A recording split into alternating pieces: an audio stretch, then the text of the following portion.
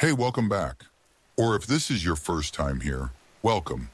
Grab your blanket, get comfortable, maybe turn the lights down just a little. Tonight, we are starting something that I think is going to stay with you for a long time. Picture this. It is the evening of August the 14th, 1945. Times Square, New York City. Over 200,000 people are packed into the street, a shoulder to shoulder, almost nobody breathing. Then the news breaks and someone, a sailor who doesn't even know the woman he's kissing, grabs a nurse in the middle of the crowd and plants the most famous kiss in American history. But here's what nobody talks about. A few thousand miles away on the islands of the Pacific, American soldiers sitting in foxholes heard the exact same news and did not cheer. They just sat there quietly staring at nothing. Why would the happiest day in American history feel to so many of the people who actually fought it like something closer to grief? Before we dive in, if this is the kind of story that makes you feel something, I would genuinely love it if you hit that subscribe button and give this video a like. It takes you 2 seconds and it means the world to me. And hey, drop a comment and tell me where you're watching this from right now. Are you in bed on the couch? Maybe it's 3 in the morning and you have absolutely no business being awake. No judgment, I'm just happy you're here. Now let's dim the lights just a little more and let tonight's story carry you. To understand what the last day of the war actually felt like, you have to understand what the years before it had done to people. By the time August 1945 arrived, the United States had been at war for 3 years and 8 months since Japan attacked Pearl Harbor on December the 7th, 1941. In that time, over 16 million Americans had served in uniform, and more than 400,000 of them never came home. 400,000. That is not a statistic you can feel just by reading it. That's a number about the same size as the entire population of Cleveland, Ohio in 1945. Gone. And that's just the Americans. Worldwide historians estimate that somewhere between 65 and 85 million people died in the Second World War. It remains the deadliest conflict in all of recorded human history. So when the news finally broke, when President Harry Truman stepped to the microphone at the White House on the evening of August the 14th and told the country that Japan had accepted unconditional surrender, the reaction across America was not one thing. It was many things, all at the same time. In New York, sailors climbed lampposts in Times Square and unfurled American flags while ticker tape rained down from every window. In San Francisco, the city where so many troops had shipped out strangers, embraced in the streets for people they would never see again.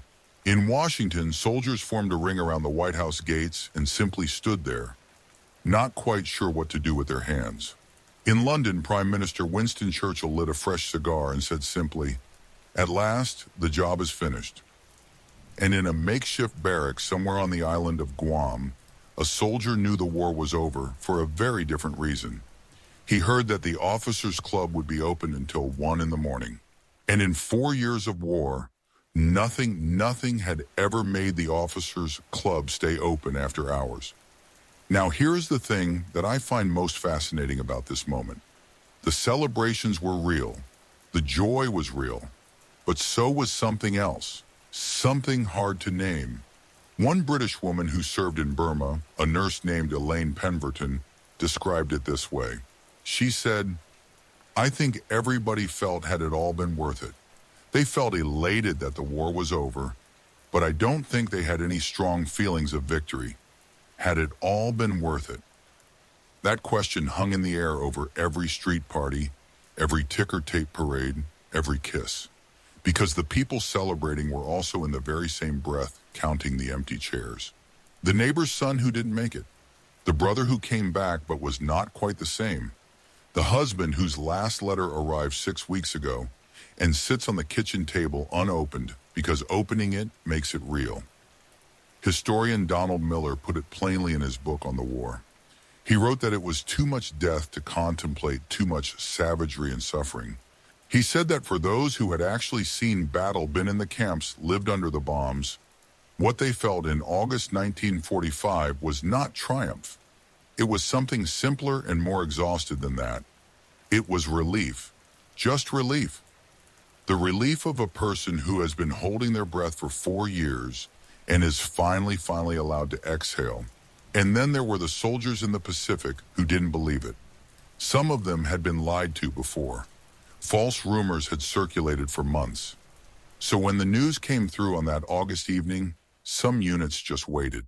According to historical records at the Library of Congress, certain Marine units waited a full 2 weeks after the surrender announcement before they actually landed on Japanese soil because they genuinely were not sure it wasn't a trap. Think about that. The war was over. The party was happening 6,000 miles away. And these men were still crouched in the dark, rifles in hand, because they had learned very thoroughly not to trust a quiet sky. That is what 4 years of war does to a human mind. It teaches you to survive, and then it forgets to teach you how to stop. The formal official end came on September the 2nd, 1945. Aboard the deck of the United States ship Missouri, anchored in Tokyo Bay, representatives of Japan signed the documents of surrender. 9 allied nations were present. General Douglas MacArthur oversaw the ceremony, and then it was done. The Second World War, the conflict that had consumed the entire world for 6 years, that had torn apart governments and families and cities and continents, was on paper finished. But paper's easy. Human beings are harder, because on that same September morning across the United States, millions of families were looking at a very practical, very difficult question. Okay, now what? The men who had left home as boys and come back as something else. What were they supposed to do on a Tuesday morning with no orders and no enemy and no foxhole? The women who had held entire households together alone for years, were they just supposed to hand it all back? The cities of Europe reduced in many places to ash and rubble. Where were their people supposed to sleep tonight? The war was over, but the hard part in many ways was just beginning. There is a photograph I want you to hold in your mind as we go through this series together. It was taken by a photojournalist named Alfred Eisenstedt on August the 14th, 1945. It ran on page 27 of Life magazine, dated August the 27th. You know the one, a sailor in white kissing a woman in a white dress in the middle of Times Square. It has been called one of the most famous photographs of the 20th century. For decades, people looked at that photograph and saw pure joy. The war is over. Boy meets girl. Everything is fine. But the more you know about what came next, the struggles, the grief, the impossible task of rebuilding an entire world from nothing, the more complicated that image becomes. That sailor is about to go home to a country that has no houses for him. That woman is about to be told to go back to the kitchen. The city they're standing in is about to be flooded with veterans who are deeply, profoundly unwell and have no language for it yet. That kiss is not the ending of a story. It is the very first sentence of a completely different one. And that is the story we're going to tell together. Over the next several parts, we're going to follow the people of 1945 as they try to answer that impossible question, now what? And figure out what it means to be human again after the world has shown you its very worst. We're going to walk the rubble-filled streets of Berlin and Warsaw, cities so thoroughly destroyed they had to be rebuilt from memory. We're going to ride home on a troop ship with a young soldier from Ohio who has been overseas for 3 years and has no idea what his own front door looks like anymore. We're going to meet the politicians and the architects and the ordinary families who together somehow rebuilt not just buildings, but entire ways of living. It is a story about resilience. Yes, but more than that, it is a story about something quieter and more honest than resilience.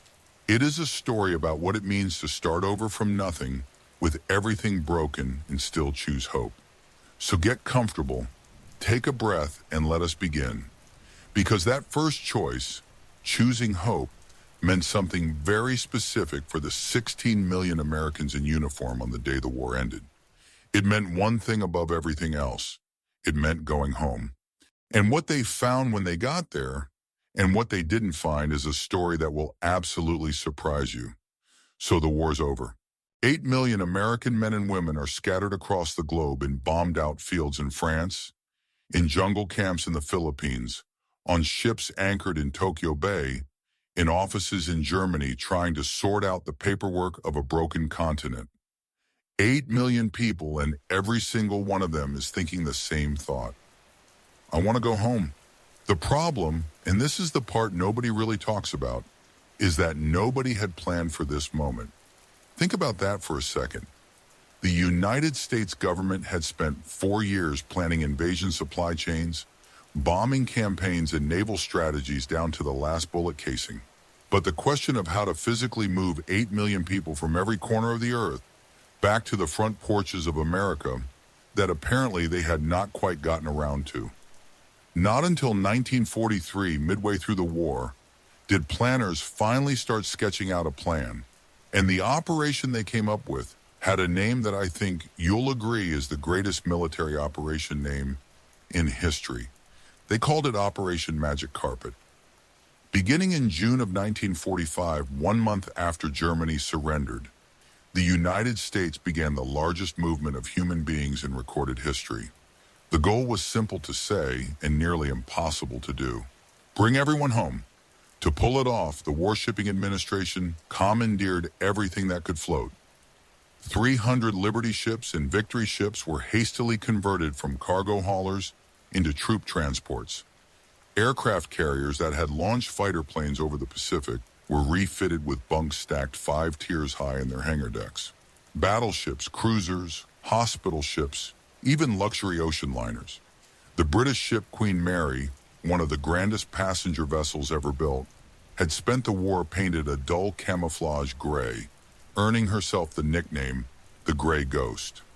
Now she was packed with up to 15,000 American soldiers per voyage, crossing the Atlantic over and over.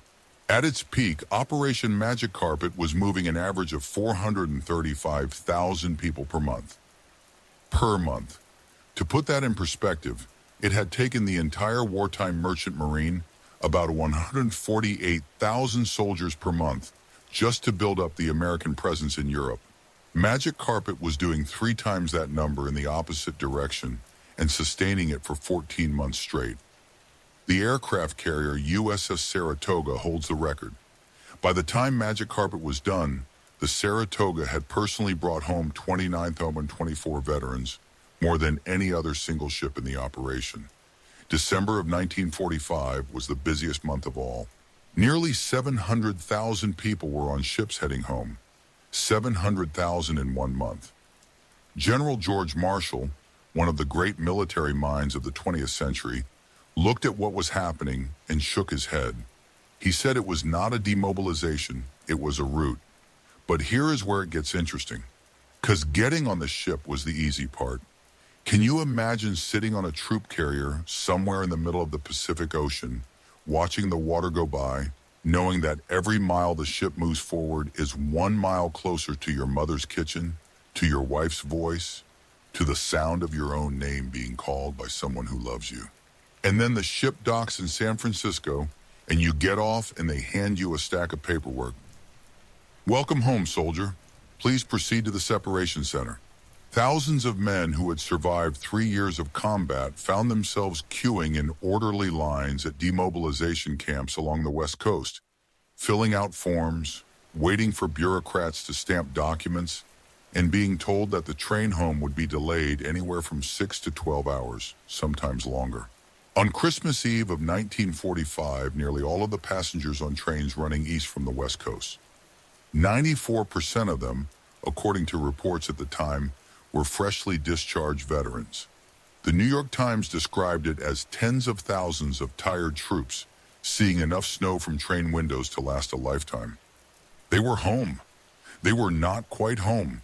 The last thin distance between the separation center and the front door. And then finally the door opens. And this is the moment that all those months at sea and all those forms and all that waiting were leading toward. And what happened next? This is the part that historians have spent decades trying to understand because it was not what anyone expected. The men who came home expected to walk back into the lives they had left, but the lives they had left were gone. Here is something that I think is quietly devastating, and I want you to sit with it for a moment. The average American serviceman had been away for roughly 2 to 3 years. Some had been gone much longer. They left behind wives and children and parents. They left behind specific people frozen in their memory at the exact moment of departure. But people do not freeze. While these men were overseas, their children had grown up.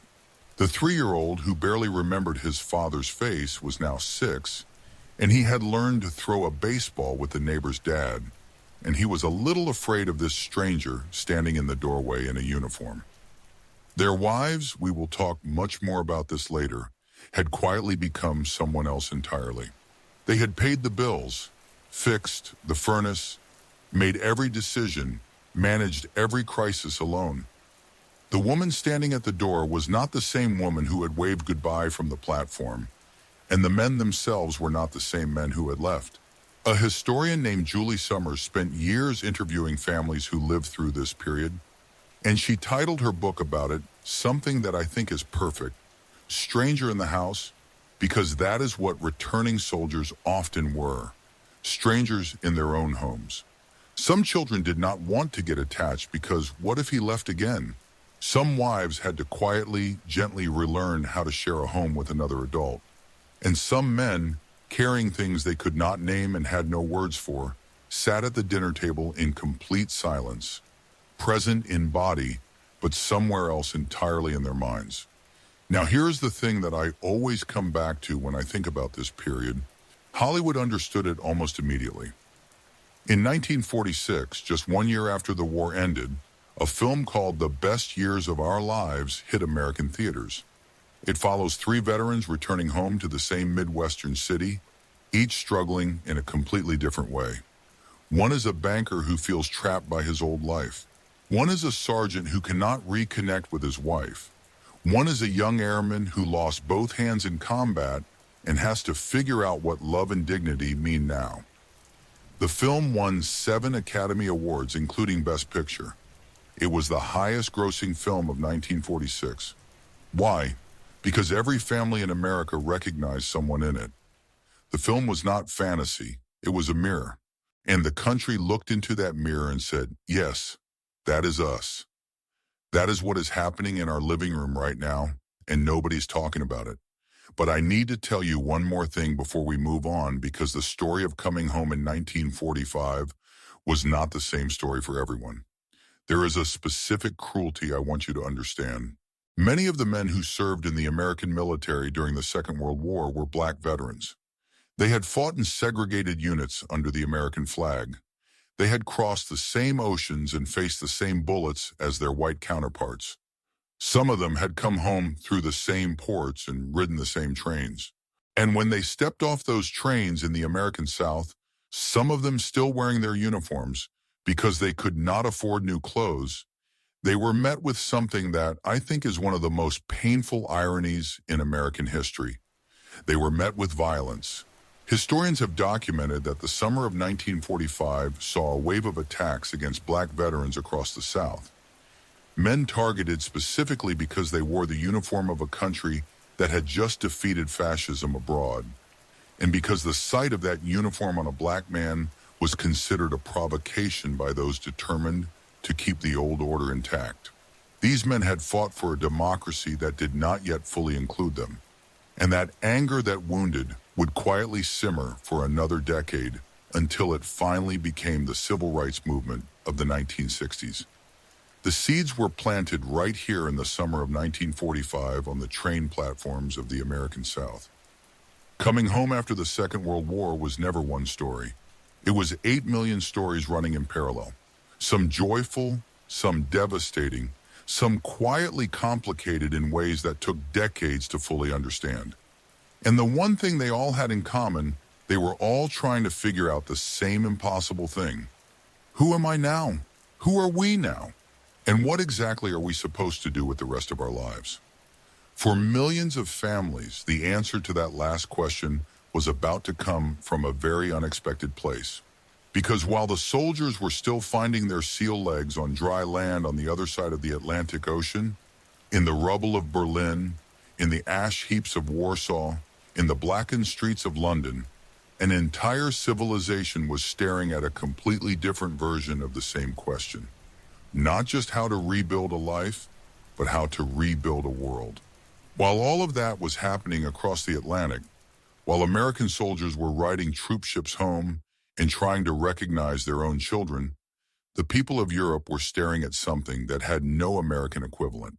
They were staring at cities that no longer existed, not damaged cities, not scarred cities, cities that in some cases had been methodically, deliberately, scientifically erased from the earth.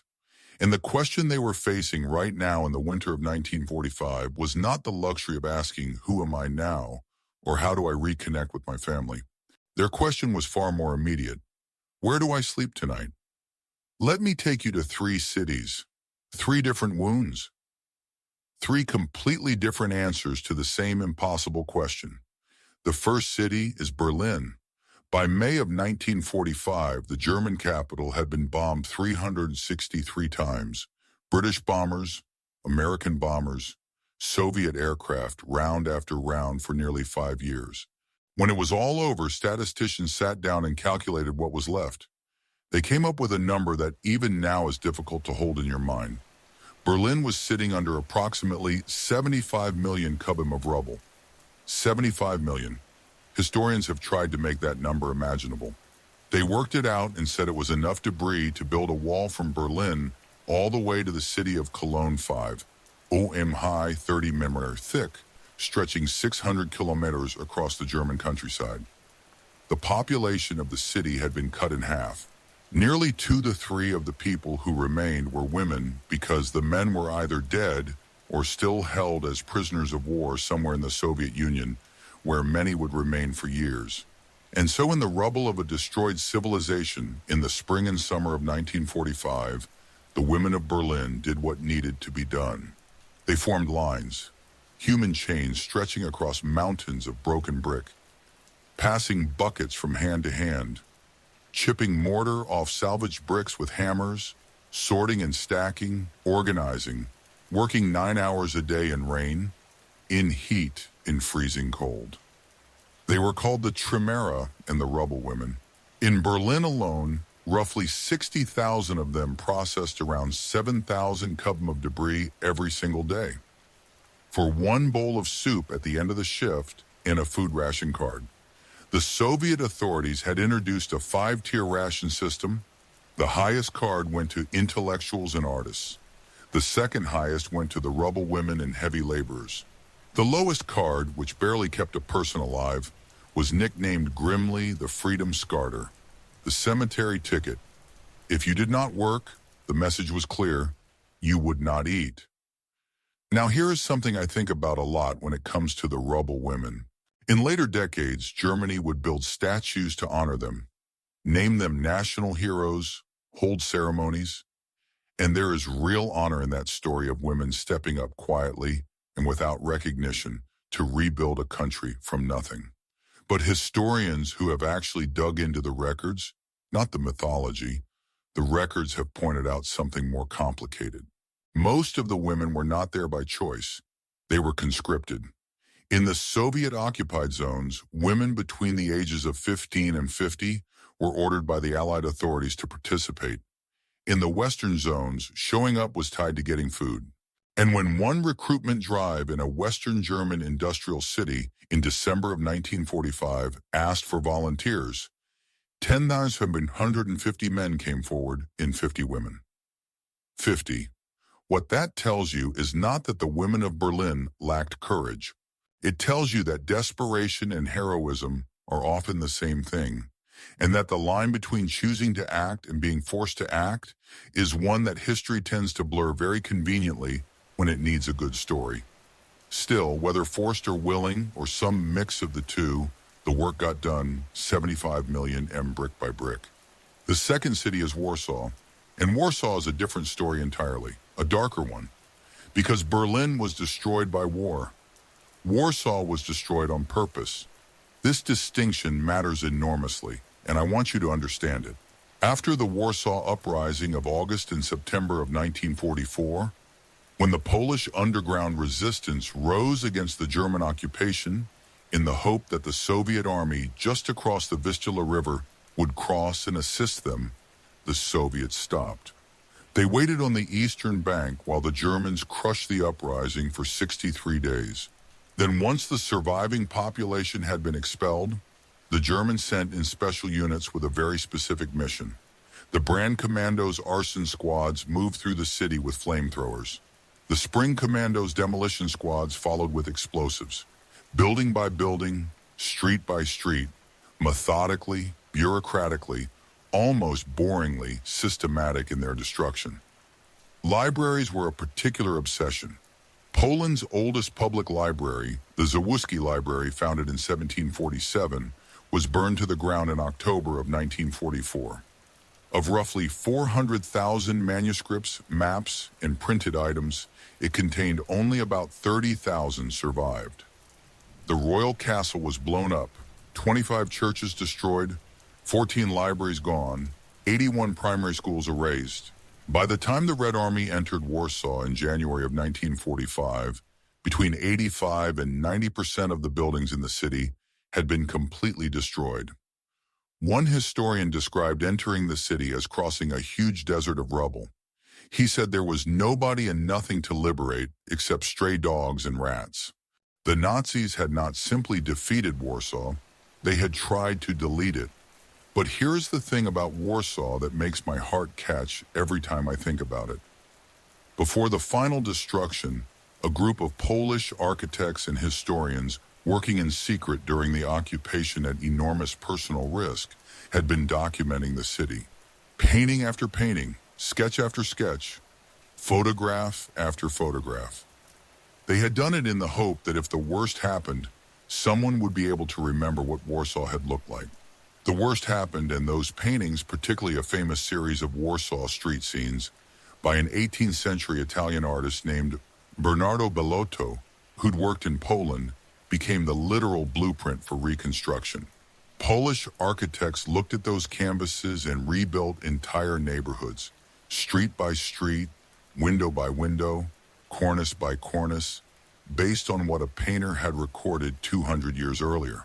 Today, Warsaw's reconstructed Old Town is a United Nations educational, scientific, and cultural organization World Heritage Site, designated not despite being a replica, but because of what the act of rebuilding itself represents.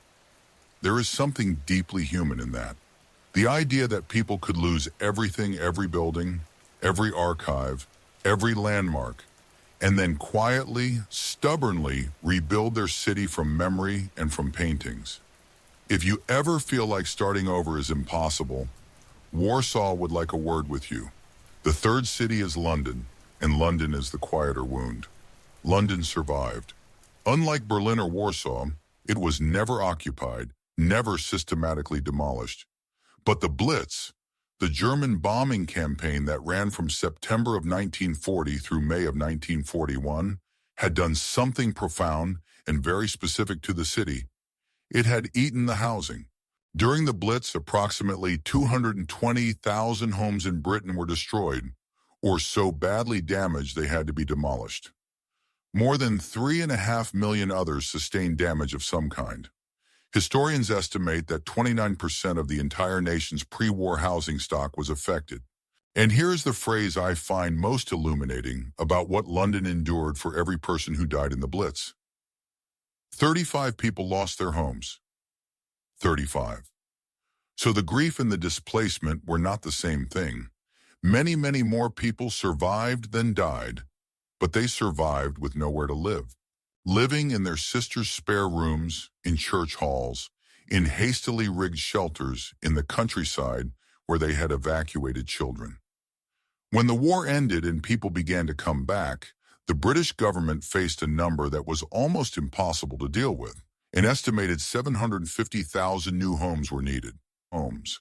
Immediately their answer was ingenious and slightly absurd, and also somehow very British.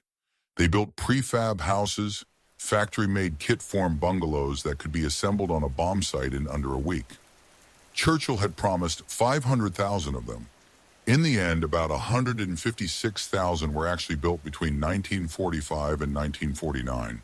They were designed to last 10 years. Some of them are still standing today, and some people still live in them, which is either a testament to good engineering or a quiet indictment of the housing market, depending on how you feel about it. 3 cities, 3 wounds. Berlin rebuilt from rubble brick by brick with sore hands and hunger. Warsaw rebuilt from memory painting by painting with stubborn love. London rebuilt from necessity prefab by prefab with that particular British talent for making the best of a thoroughly bad situation. Each of these cities would within a generation look almost like themselves again, but the question that was burning underneath all of it, the question of how you fund that kind of rebuilding, where the money comes from, how a devastated continent picks itself up financially and politically, that question was already being argued in conference rooms and government offices across the Atlantic, and the answer when it came would be one of the most audacious bets in the history of modern economics. But before we get there, closer to home, the soldiers coming back to America were discovering something that no one had anticipated. There was no room for them. There is a moment I keep coming back to, a quiet, almost absurd little detail that I think explains everything about what the United States decided to do after the war.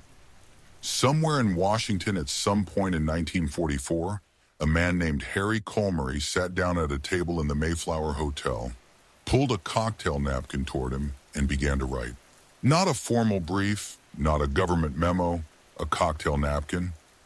On that napkin, Harry Colmery, a World War I veteran, a former national commander of the American Legion, a former chairman of the Republican National Committee, sketched out the rough bones of what would become one of the most transformative pieces of legislation in American history, the Servicemen's Readjustment Act of 1944, what most people call simply the GI Bill of Rights.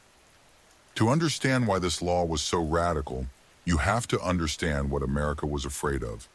By 1944, it was becoming clear to planners in Washington that the war would eventually end. And when it did, somewhere between 12 and 16 million people in uniform would all need jobs, housing, and a purpose at roughly the same time.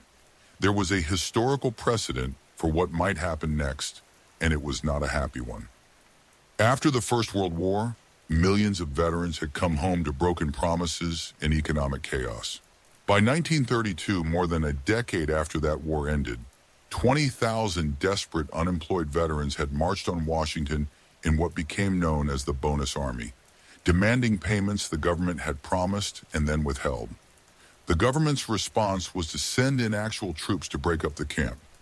General Douglas MacArthur on horseback, cavalry charges, tear gas. It was one of the ugliest chapters in American political history. And in 1944, Franklin Roosevelt and the Congress were absolutely, completely determined not to repeat it. Roosevelt himself had been thinking about this since 1943. He wanted the returning generation to come home not to a pension, not to a check that said, "Thank you, now go away," but to an investment, a genuine ladder upward, he said at the signing. This generation has a rendezvous with destiny. So what exactly was in this law? The answer, honestly, is breathtaking. A veteran with at least 90 days of service could receive up to $500 per year toward college tuition, plus a living stipend on top of that. At the time, $500 covered full tuition at most American universities. If you could not find work while you looked, the government would pay you $20 a week for up to a year. Not a fortune, but enough to keep the lights on while you figured out your next step. And then the piece that would reshape the physical geography of the entire country. The government would guarantee your mortgage. 0 down payment, low interest. No financial institution could hide behind the excuse that a veteran was too risky a borrower, because the government itself was standing behind the loan. The bill passed both chambers of Congress unanimously. Think about that for a moment. Unanimously. In Washington, you could barely get Congress to agree on what to have for lunch. And this passed without a single dissenting vote. It was signed into law on June the 22nd, 1944, just 16 days after the Allied invasion of Normandy. The war in Europe still had 11 months to run, but already America was writing the legislation for what came after. And now I want to tell you what actually happened when veterans started using it, because the scale of it is almost impossible to grasp. By 1947, just 2 years after the war ended, nearly half of all college admissions in the United States were veterans. Half. These were men who, 2 years earlier, had been sleeping in mud in France or dodging fire in the Pacific. Now they were sitting in lecture halls studying engineering and medicine and law and business, often alongside teenagers who had grown up in an entirely different world. Universities were overwhelmed. Columbia University in New York City reported enrollment increases so steep that the school had to convert its gymnasium into a classroom. Iowa State, Purdue, Michigan campuses everywhere were bursting. Dormitories that had housed 500 students were crammed with 1,500. In total, under the original Servicemen's Readjustment Act, approximately 2,300,000 veterans attended colleges and universities. Another 3,500,000 received school training, and 3,400,000 received on-the-job training. By 1955, 4,300,000 home loans had been granted under the program, with a total face value of $33 billion. Veterans were responsible for buying 20% of every new home built in post-war America. Here is a statistic I find quietly staggering. The percentage of Americans holding a bachelor's degree or higher went from 6% in 1945 to 25% a half-century later, from 4.6 to 25%. That is not the story of individual ambition. That is the story of a single law that redirected the trajectory of an entire civilization. I want to stop here and say something that I think often gets lost in the celebration of this story. The GI Bill was genuinely revolutionary, but it was not in the way it actually operated equally revolutionary for everyone. The law as written made no racial distinction. It was available on paper to every veteran, regardless of race. But in practice, it was administered at the state and local level. And in 1945, America's state and local level meant the full weight of segregation. Black veterans in the South who tried to use their education benefits found that the universities they could apply to the segregated black colleges were already overflowing and had no capacity left. The federal money existed, the seat in the classroom did not. Black veterans who applied for home loan guarantees found that local banks in the South simply refused to process them. The guarantee from the federal government was real. The loan officer across the desk was not interested. One scholar working through the data decades later found that the families of white veterans held on average 32 times the wealth of the families of black veterans. 32 times. That gap did not come from nowhere. It was built brick by brick on the back of a law that offered a ladder to everyone and then quietly pulled that ladder away from some people before they could climb it. I raise this not to diminish what the GI Bill achieved, because what it achieved was genuinely extraordinary. I raise it because understanding how something so good could also produce such a profound inequity is, I think, one of the most important things you can understand about post-war America. The prosperity was real, the exclusion was also real, and both are part of the same story. But let us follow the majority of veterans who did benefit and ask what the law actually did to them, not just economically, but personally.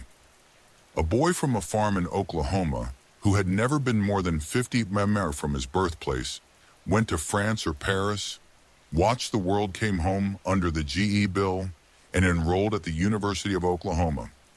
He studied architecture. He graduated. He designed buildings in Tulsa that are still standing. A kid from the tenements of Brooklyn, whose father had worked in a factory his whole life, whose older brothers had also worked in factories, he came back from the Pacific under the GI Bill and enrolled at Fordham University on the strength of his military service. He became a lawyer. This was new, not just for them individually, but for America as a social structure. Before the war, higher education was, with exceptions, primarily the province of those who could afford it.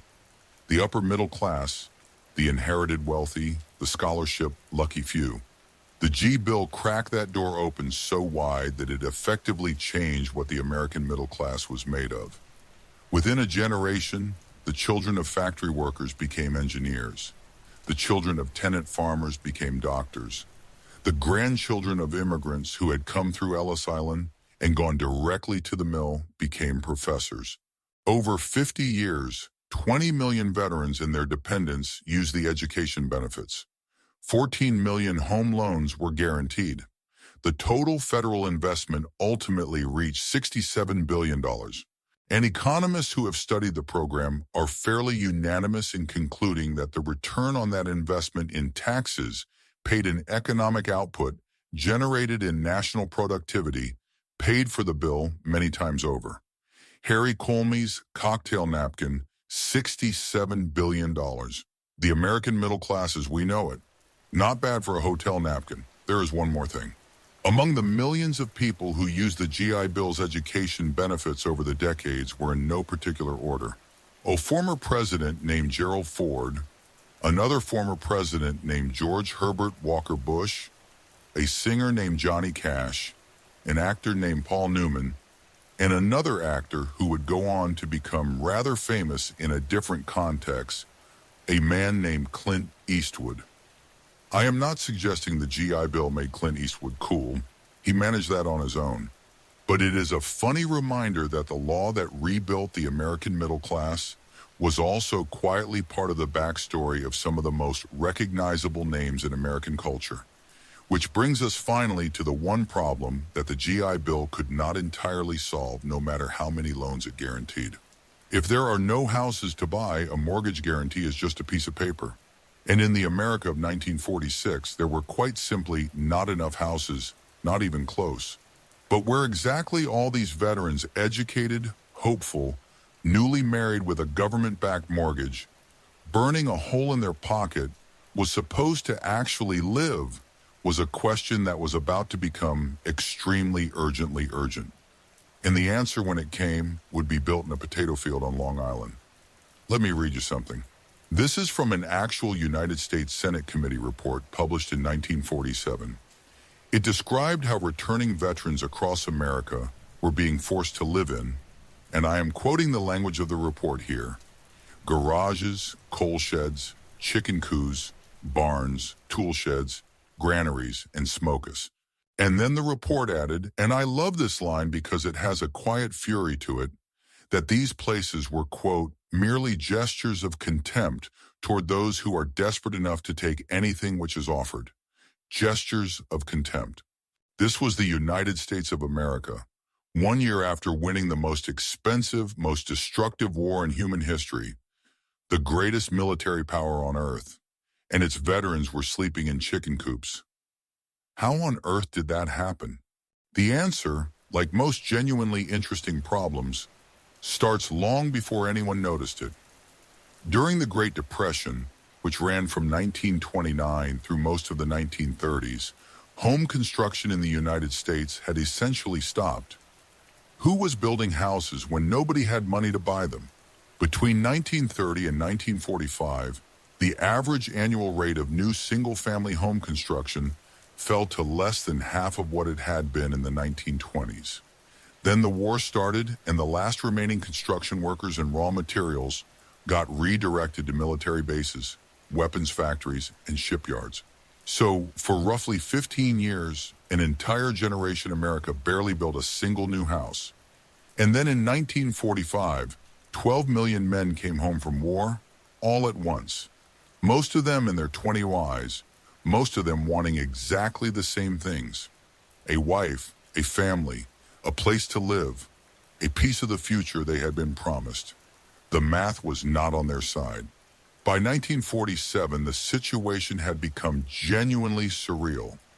6 million American families were living doubled up, crammed in with parents, in-laws, siblings, anyone with a spare room. Another 500,000 families were living in temporary war worker housing and metal Quonset huts that had originally been built to house soldiers in the Pacific. And then there were the genuinely creative solutions. The city of Chicago in 1945 sold 250 old streetcars as potential homes. People literally bought decommissioned public transit vehicles and tried to live in them.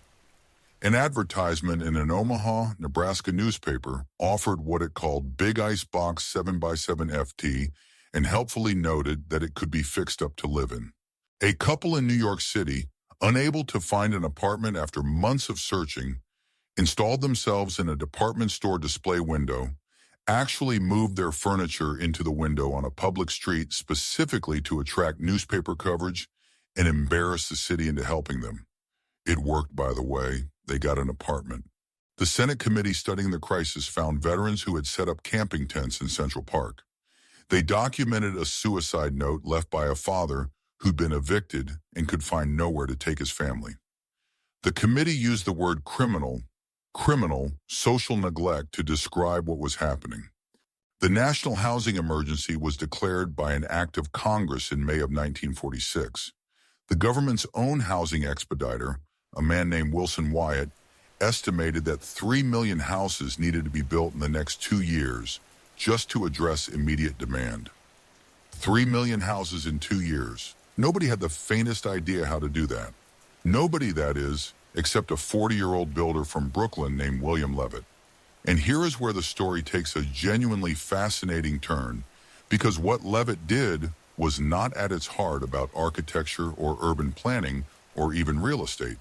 What he did was manufacturing.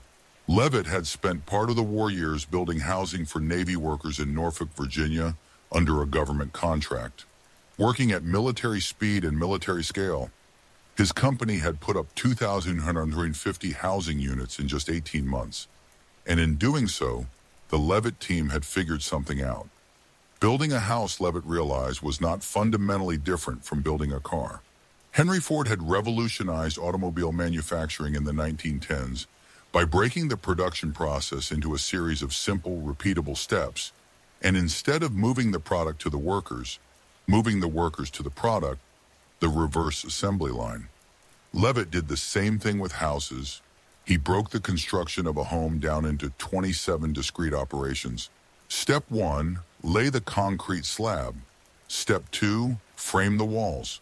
Step 3, install the plumbing rough in, and so on all the way to step 27.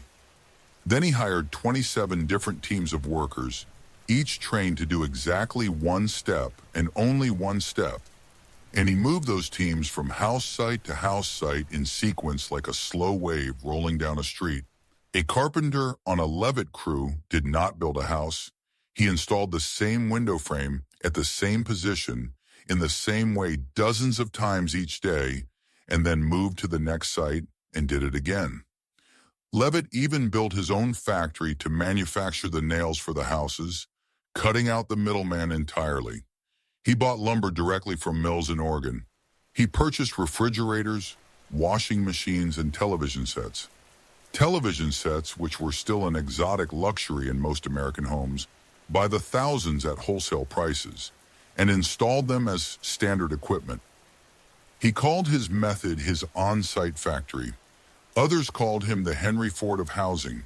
In July of 1947, Levitt broke ground on 4,000 acres of former potato fields in Nassau County, Long Island, about 20 miles east of Manhattan. The land had been cheap because a potato blight had ruined most of the crops, and the farmers were desperate to sell.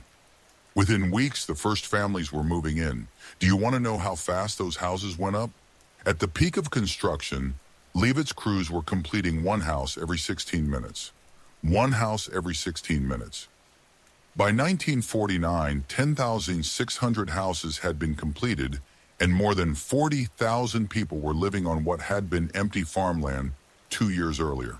By the time the project was fully finished in 1951, the development, now officially renamed Levittown, contained 447 homes, and housed more than 80,000 residents, 80,000 people on potato fields in 4 years.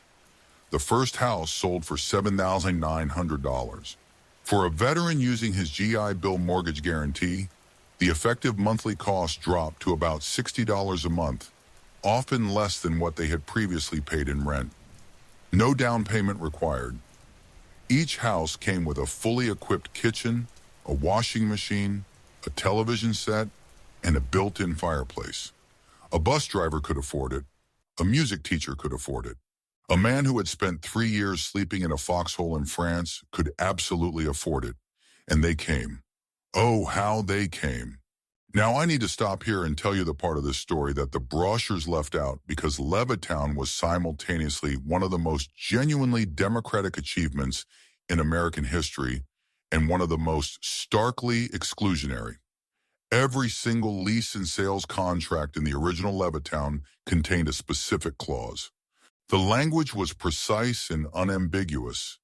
It stated that the property could not be used or occupied by any person other than members of the Caucasian race. William Levitt's justification when pressed was essentially economic. He claimed that integration would reduce property values, that white buyers would leave, that the whole financial model would collapse. He was not apologetic about it. He was, in his own telling, simply being practical. He was also Jewish, which is a historical irony so thick you could cut it with a knife. A man from a group that had faced centuries of exclusion, building the most prominent racially exclusive community in post-war America. Levitt had even initially barred Jewish buyers from his earlier pre-war developments. He seemed to regard exclusion as a general business strategy rather than a personal moral position. The consequences of this were not subtle. By 1955, as white families were flooding into Levittowns across the Northeast and accumulating equity and generational wealth, the door to that same system remained functionally closed to black veterans. The racial wealth gap that historians would later document, that staggering 32.1 disparity we talked about earlier, was being built brick by brick and mortgage by mortgage into the physical geography of post-war America. The dream was real. The door was locked. I keep coming back to this tension because I think it is one of the most important things to understand about this entire era. The prosperity was genuine. It lifted millions of people out of poverty and into a stability their parents had never known. The exclusion was also genuine.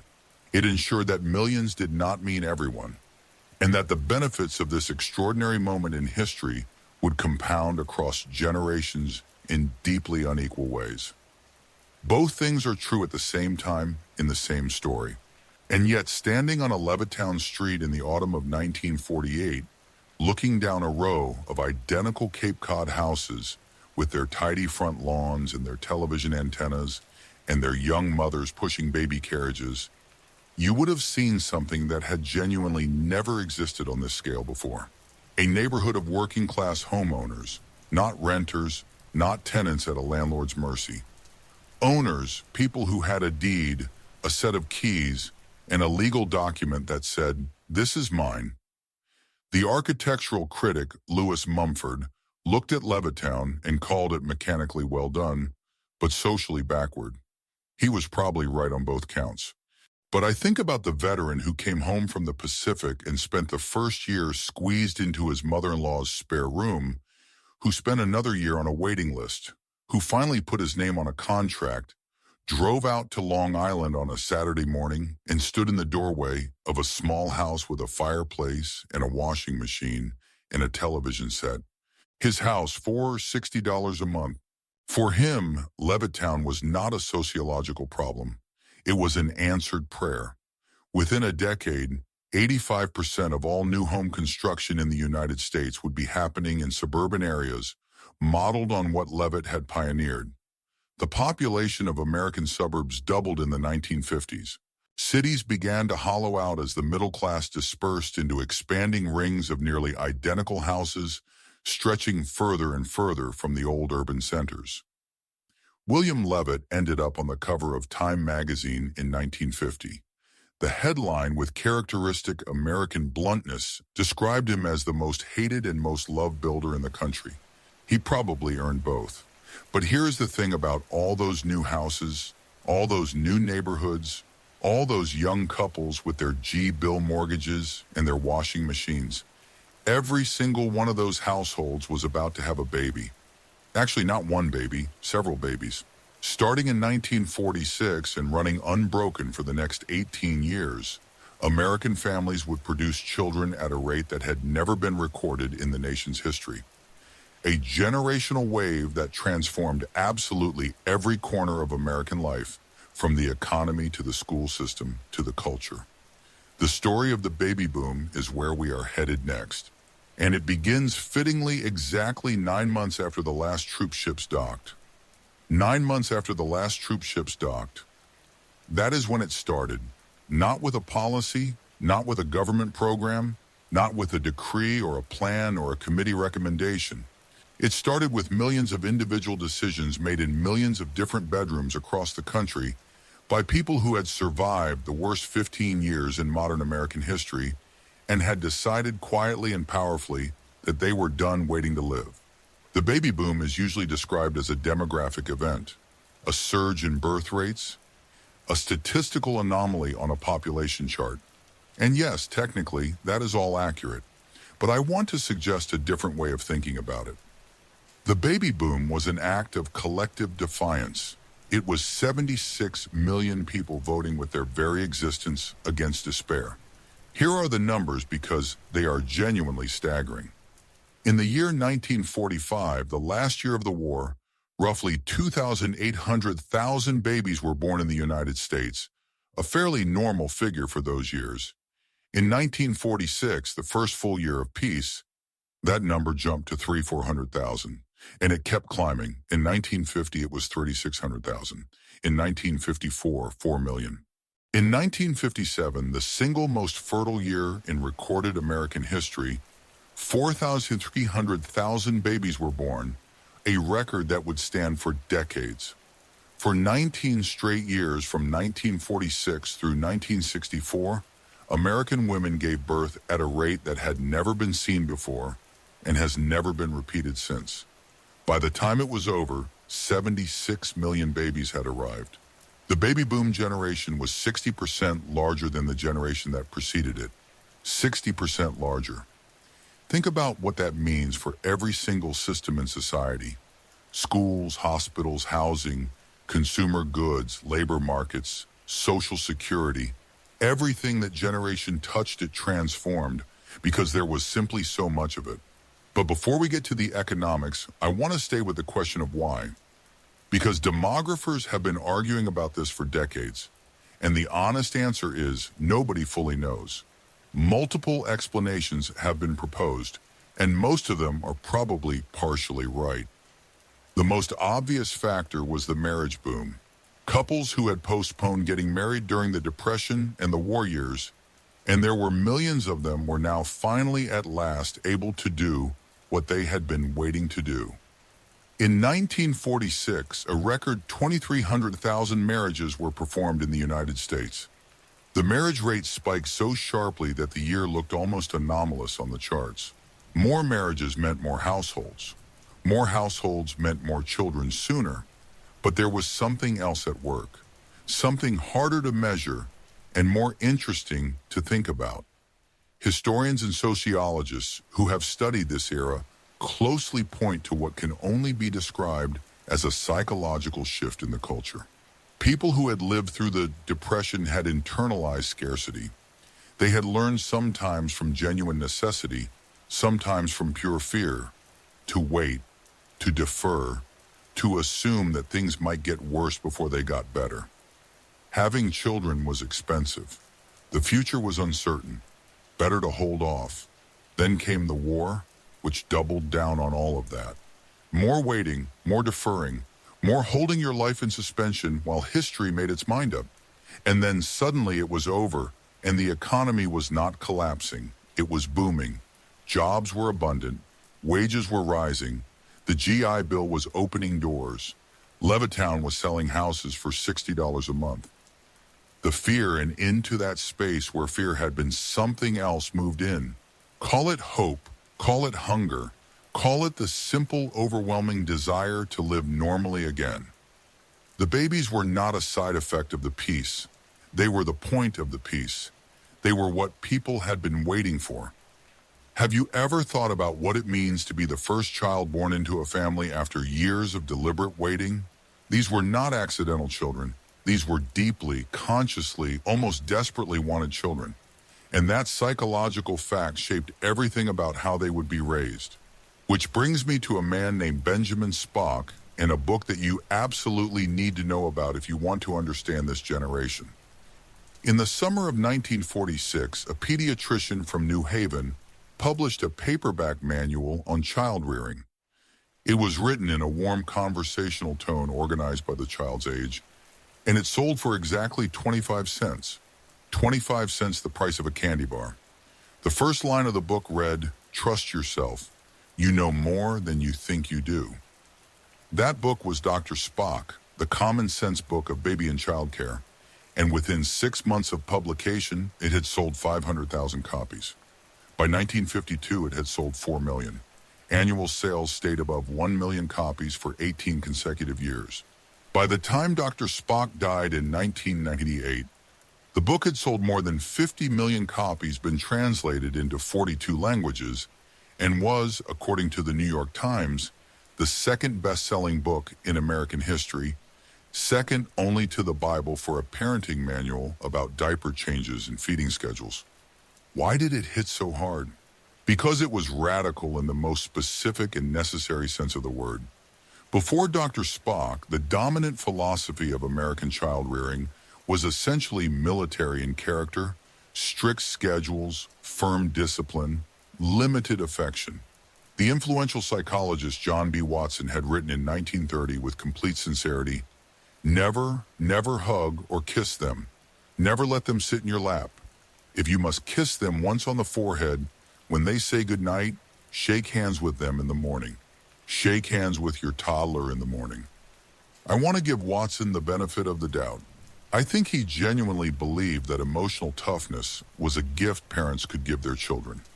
But reading it now from this distance, it sounds less like parenting advice and more like instructions for running a very small, very unhappy prison.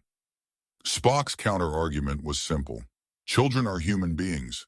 They have emotional needs. Meeting those needs, picking them up when they cry, hugging them, letting them feel safe and loved does not spoil them. It builds them. This was in 1946, a genuinely controversial idea, and the timing could not have been more perfect. Here were millions of parents who had been through hell, who had seen what the world was capable of at its worst.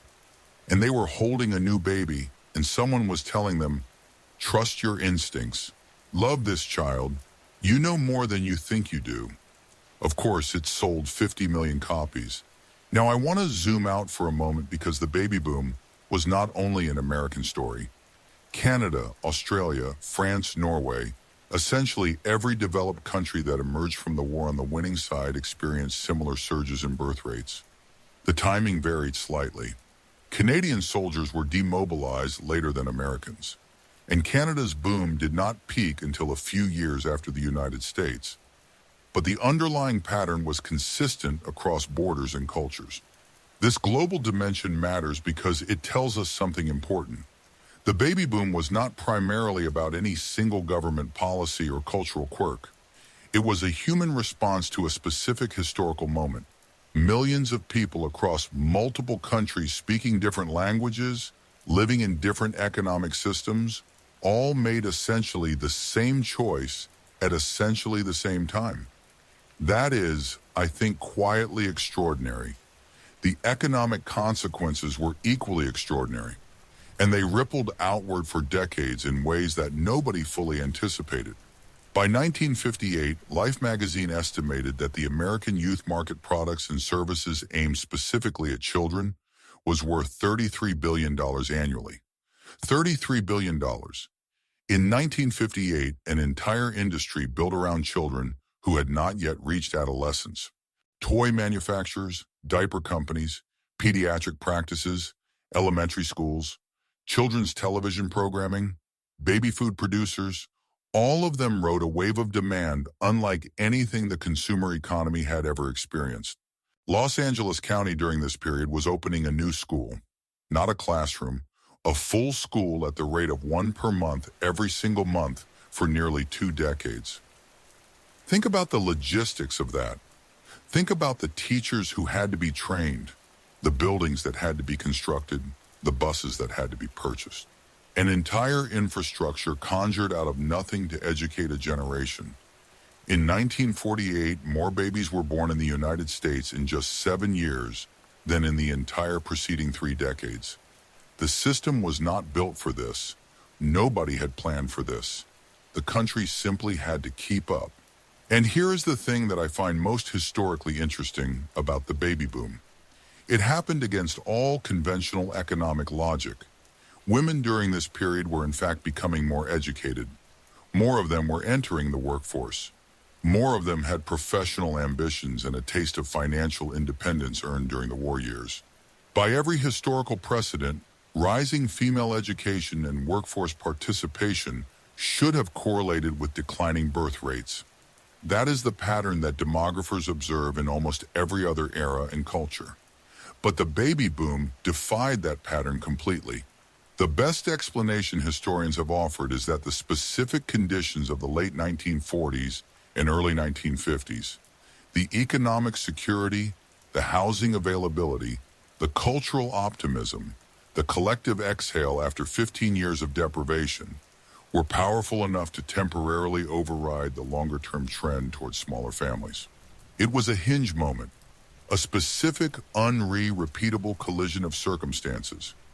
Once those circumstances changed, once the suburbs filled up, once the early post-war optimism gave way to the anxieties of the Cold War and the social upheavals of the 1960s, once contraception became widely available, after 1960, the birth rate began its long and permanent decline. The boom had a beginning and it had an end, but the 76 million people it produced, still shaping American politics and culture and economics, still reshaping everything generations later. There is one last thing I want to say about the baby boom before we move on, and it is the thing I keep coming back to. When historians describe it as a demographic event, they are being accurate but incomplete. What the data cannot capture is the texture of the hope that produced it. These were parents who had lived through the Depression and the war, who had many of them watched friends buried in foreign soil, who had gone years without reliable income, without a home of their own, without any certainty about whether the world would still be livable by the time their children grew up. And they chose to have children anyway, with joy, with intention. With a quiet, stubborn conviction that the future was worth investing in, Dr. Spock's biographers noted that parents wrote him thousands of letters, not just asking for advice, but thanking him for giving them permission to enjoy their children, to be warm and present and human at a time when the official advice had told them to keep their distance. That permission meant everything to a generation that had survived by being hard. Now, finally, they were allowed to be soft. But here is the complicated shadow that fell across all of this warmth and optimism. Those 76 million babies, those houses with their washing machines and television sets, those little league teams and overflowing classrooms, they all came with an assumption stitched invisibly into the fabric of the culture. The assumption was this somebody would stay home to care for all those children. And everybody knew exactly who somebody was supposed to be. The women who had built the airplanes and welded the ships and assembled the munitions that helped win the war.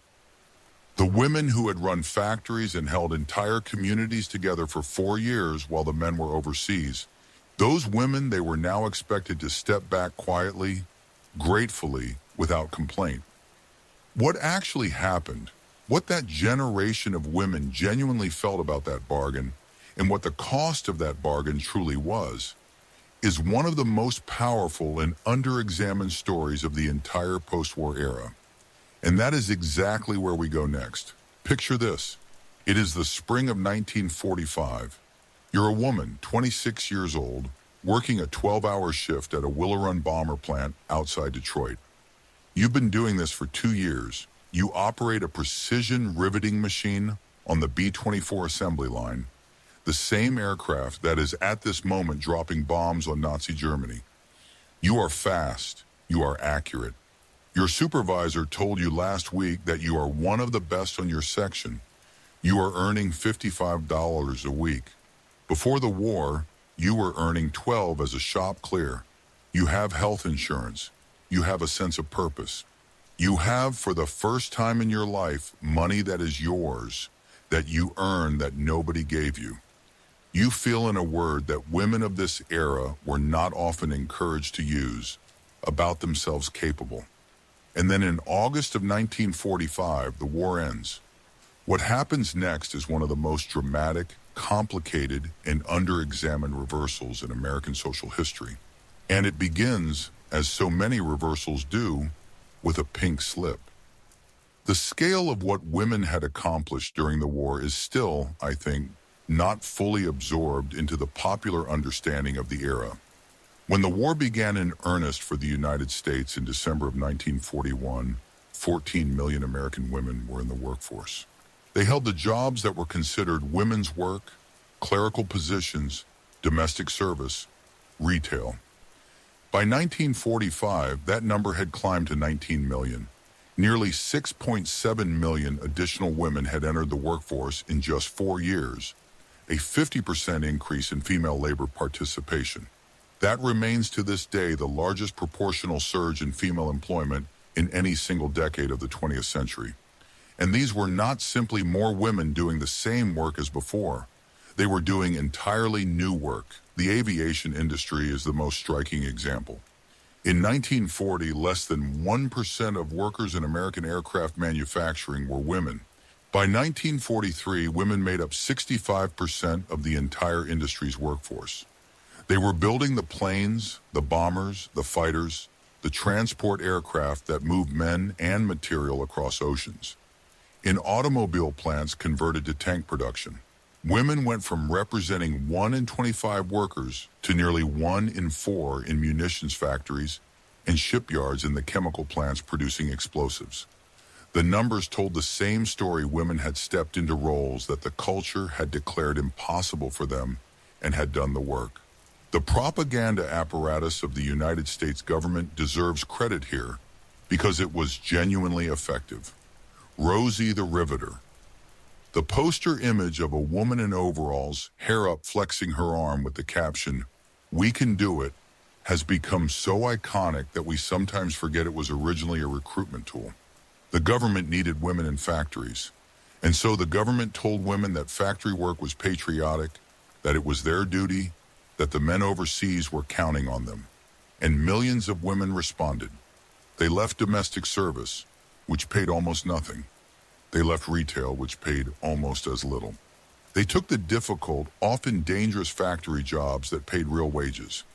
They developed skills they had never been told they were capable of developing.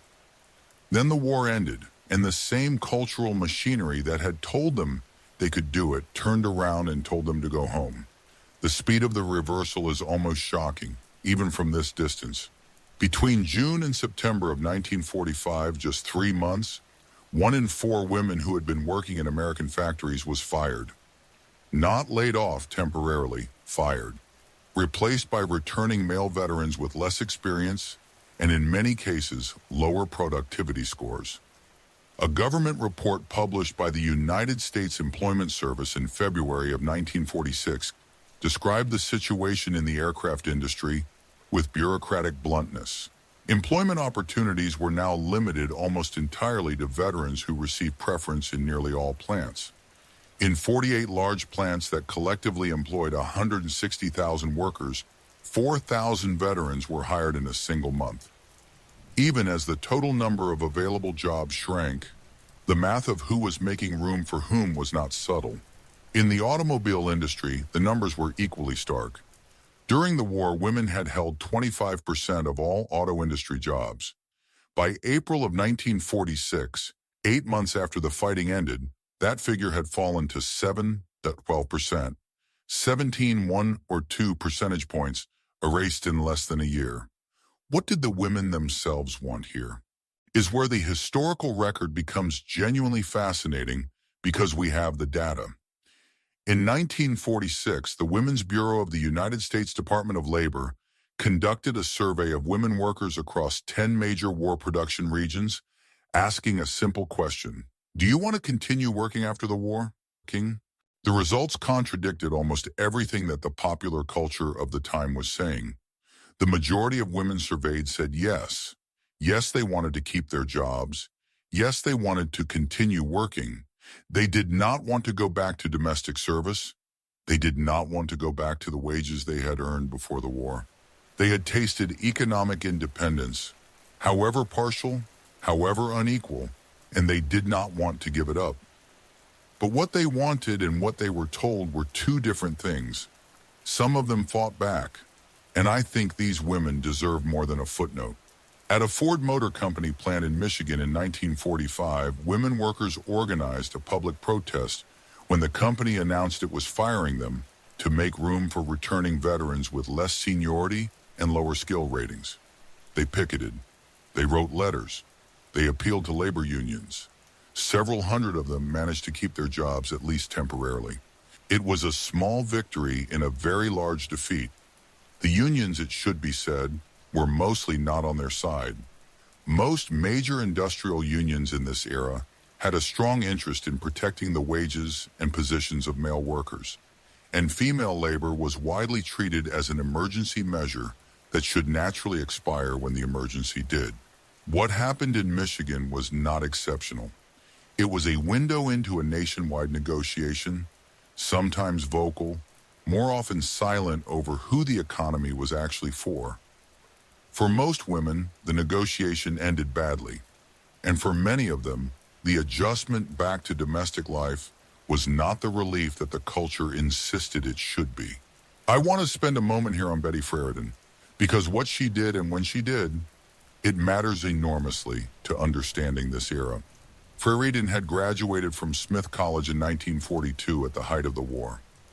In the years that followed, she watched her generation of educated, capable women disappear into suburban homes, into the exact domestic roles that the culture was prescribing for them. And she noticed something that nobody seemed willing to say out loud. They were miserable. Not all of them, not universally, but enough of them enough that when Friedan surveyed her fellow Smith graduates in the late 1950s, she found a pattern she described as an aching sense of dissatisfaction, a quiet desperation that had no official name and no publicly sanctioned expression. She spent 5 years researching it, and in 1963 she published a book called The Feminine Mystique, in which she named what she had found. She called it simply The Problem with No Name. The book's opening passage describes it this way: the problem lay buried unspoken for many years in the minds of American women. It was a strange stirring, a sense of dissatisfaction, a yearning that women suffered in the middle of the 20th century. Each suburban wife struggled with it alone as she made the bed shop for groceries. She was afraid to ask even of herself the silent question, is this all? Is this all? That question, asked silently in kitchens and supermarkets and carpools across suburban America, has been building since 1945. And The Feminine Mystique sold 1 million copies in its first year, which tells you everything you need to know about how many women were waiting for someone to finally say it out loud. Now, I want to be careful here because the history is genuinely complicated, and I think it deserves more nuance than it usually gets. Not every woman who went home after the war felt imprisoned. Many of them, probably most of them, had genuinely complex feelings about it. Some were relieved, some were exhausted and grateful for the rest. Some had found factory work brutal and dehumanizing, not the fulfilling experience that the Rosie the Riveter mythology suggests. Some wanted sincerely and without coercion to be home with their children. Human beings are rarely as simple as the stories we tell about them. But the difference between choosing to go home and being sent home, that difference mattered. And for millions of women, the choice had been made for them by their employers, by their unions, by their government, and by a culture that had decided with remarkable speed that the emergency was over and it was time to go back to normal. The problem was that for the women who had worked, who had earned, who had discovered what they were capable of. There was no going back to normal. Normal had changed. They had changed. They just weren't allowed to say so. And here is the longer historical arc that I find most quietly astonishing. The women who were sent home in 1945 and 1946 who raised those 76 million baby boom children in those Levittown houses. Many of them made sure that their daughters would not face the same choice. The daughters of these women were the ones who would go to college in record numbers in the 1960s. Who would push for the Equal Pay Act of 1963, which finally made it illegal to pay women less than men for the same work? Who would read the feminine mystique and feel, in the words of countless women who have described the experience, like someone had finally unlocked a door they had been pressing against in the dark? The post-war silence of the mothers became the voice of the daughters. History does not always travel in straight lines. Sometimes it skips a generation. Meanwhile, on the other side of the Atlantic Ocean, an entirely different kind of rebuilding was underway. While American women were navigating the complicated terrain of the domestic ideal, 17 countries across Europe were staring at the rubble of their economies and asking a very different question. Not how do we return to normal, but how do we survive? The answer came in the spring of 1948 from the United States in the form of a proposal so ambitious that many European leaders initially assumed it could not be real. It was called the Marshall Plan, and it was, depending on how you measure these things, either the most successful foreign aid program in history or the most strategically calculated act of generosity ever performed, possibly both. The date was June 5, 1947. The setting was Harvard University's commencement ceremony, not exactly the place where you expect history to pivot on its axis. Commencement speeches are, as a genre, not famous for their urgency. They tend to be long on inspiration and short on specifics, full of the kind of warm congratulatory language that graduates immediately forget and parents nod along to. George Marshall's speech that afternoon was none of those things. It lasted less than 15 minutes. It was barely 1,500 words. Marshall delivered it in a flat, soldierly monotone that one journalist present described as the verbal equivalent of reading from a military inventory. There were no dramatic flourishes, no soaring rhetoric, no memorable phrases constructed for posterity. And yet within 48 hours, it had made the front page of every major newspaper in Europe, produced an emergency diplomatic response from the British and French foreign ministers, and set in motion a chain of events that would reshape the entire Western world. The man who had been United States Army Chief of Staff throughout the war, who had personally overseen the mobilization of 8 million American soldiers, had just proposed something that no nation in history had ever done before. He proposed that America voluntarily rebuild its former enemies. To understand why this was extraordinary, you have to understand what Europe actually looked like in the spring of 1947. 2 years after the end of the war, 2 full years, the continent was not recovering. It was in several critical respects still deteriorating. France had rationed bread. Britain, which had won the war, was rationing bread, potatoes, and coal. The winter of 1946 to 1947 had been the coldest in a century across Northern Europe, and entire regions had faced genuine fuel shortages. Industrial production in Germany was still running at barely a third of its pre-war levels. In Italy, unemployment had reached crisis proportions. In Greece, a civil war was already underway. The problem was not simply physical destruction, though that was severe enough. The deeper problem was what economists called the dollar gap. European nations had spent or borrowed everything they had to survive the war. Their foreign exchange reserves were essentially empty, and without dollars they could not buy the food, fuel, raw materials, and capital equipment needed to restart their industries. Without restarted industries, they could not earn dollars. It was a closed loop of poverty with no obvious exit. And underneath all of this economic despair, a political opportunity was widening. In France and Italy, communist parties were surging in the polls, drawing support from workers who looked at the rubble around them and the empty shelves in the shops, and concluded reasonably enough that the existing order had nothing left to offer them. The United States was watching this and growing deeply alarmed. Not, it should be said, from purely altruistic motives. American policymakers were genuinely worried that Western Europe would slide into the Soviet orbit, and with it roughly half of the world's industrial capacity. Marshall's speech at Harvard was the diagnosis. The plan it proposed was the prescription. Here is what I find genuinely fascinating about the Marshall Plan and what tends to get lost in the official history. The Soviets were actually invited. That is not a detail that comes up often in the standard telling, but it is historically true. Marshall's original proposal was explicitly open to all European nations, including the Soviet Union and the countries of Eastern Europe that Moscow now controlled. The invitation was, in the words of Marshall himself, directed not against any country or doctrine, but against hunger, poverty, desperation, and chaos. Stalin's foreign minister, Vladislav Molotov, actually traveled to Paris in June of 1947 for the initial planning meetings. He arrived with a delegation of 89 advisors. He stayed for 3 days and then he walked out. Stalin had decided that the transparency requirements of the plan, the open financial auditing, the cooperation with Western institutions, amounted to an unacceptable form of American economic influence over the Soviet sphere.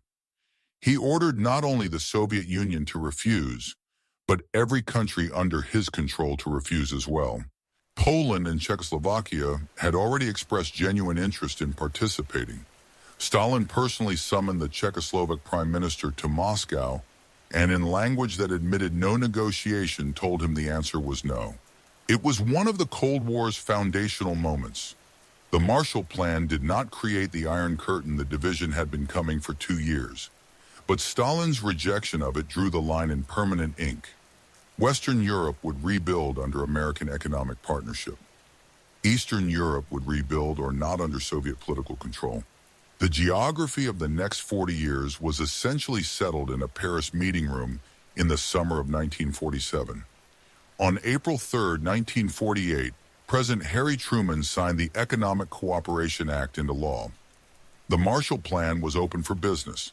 The numbers, when you lay them out, are still staggering. Over 4 years, the United States transferred $13.3 billion to 16 Western European nations. In today's values, that is the equivalent of roughly $140 billion. In 1948, when Congress appropriated the first $4 billion for the program's initial year, that single appropriation represented 13% of the entire federal budget. To put that in perspective, the United States currently spends less than 1% of its federal budget on all foreign assistance, combined spread across more than 100 countries. In 1948, it spent 13% on one program in one region.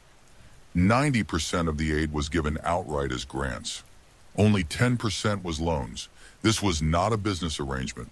It was, in the bluntest economic terms, a gift. The largest single recipient was the United Kingdom, which received roughly 25% of the total. France came second with about 21%. Italy received 12%, the Netherlands 8%, and then, in a twist that genuinely startled many Americans at the time, West Germany received 11%. More than $800 million in 3 years after the German surrender.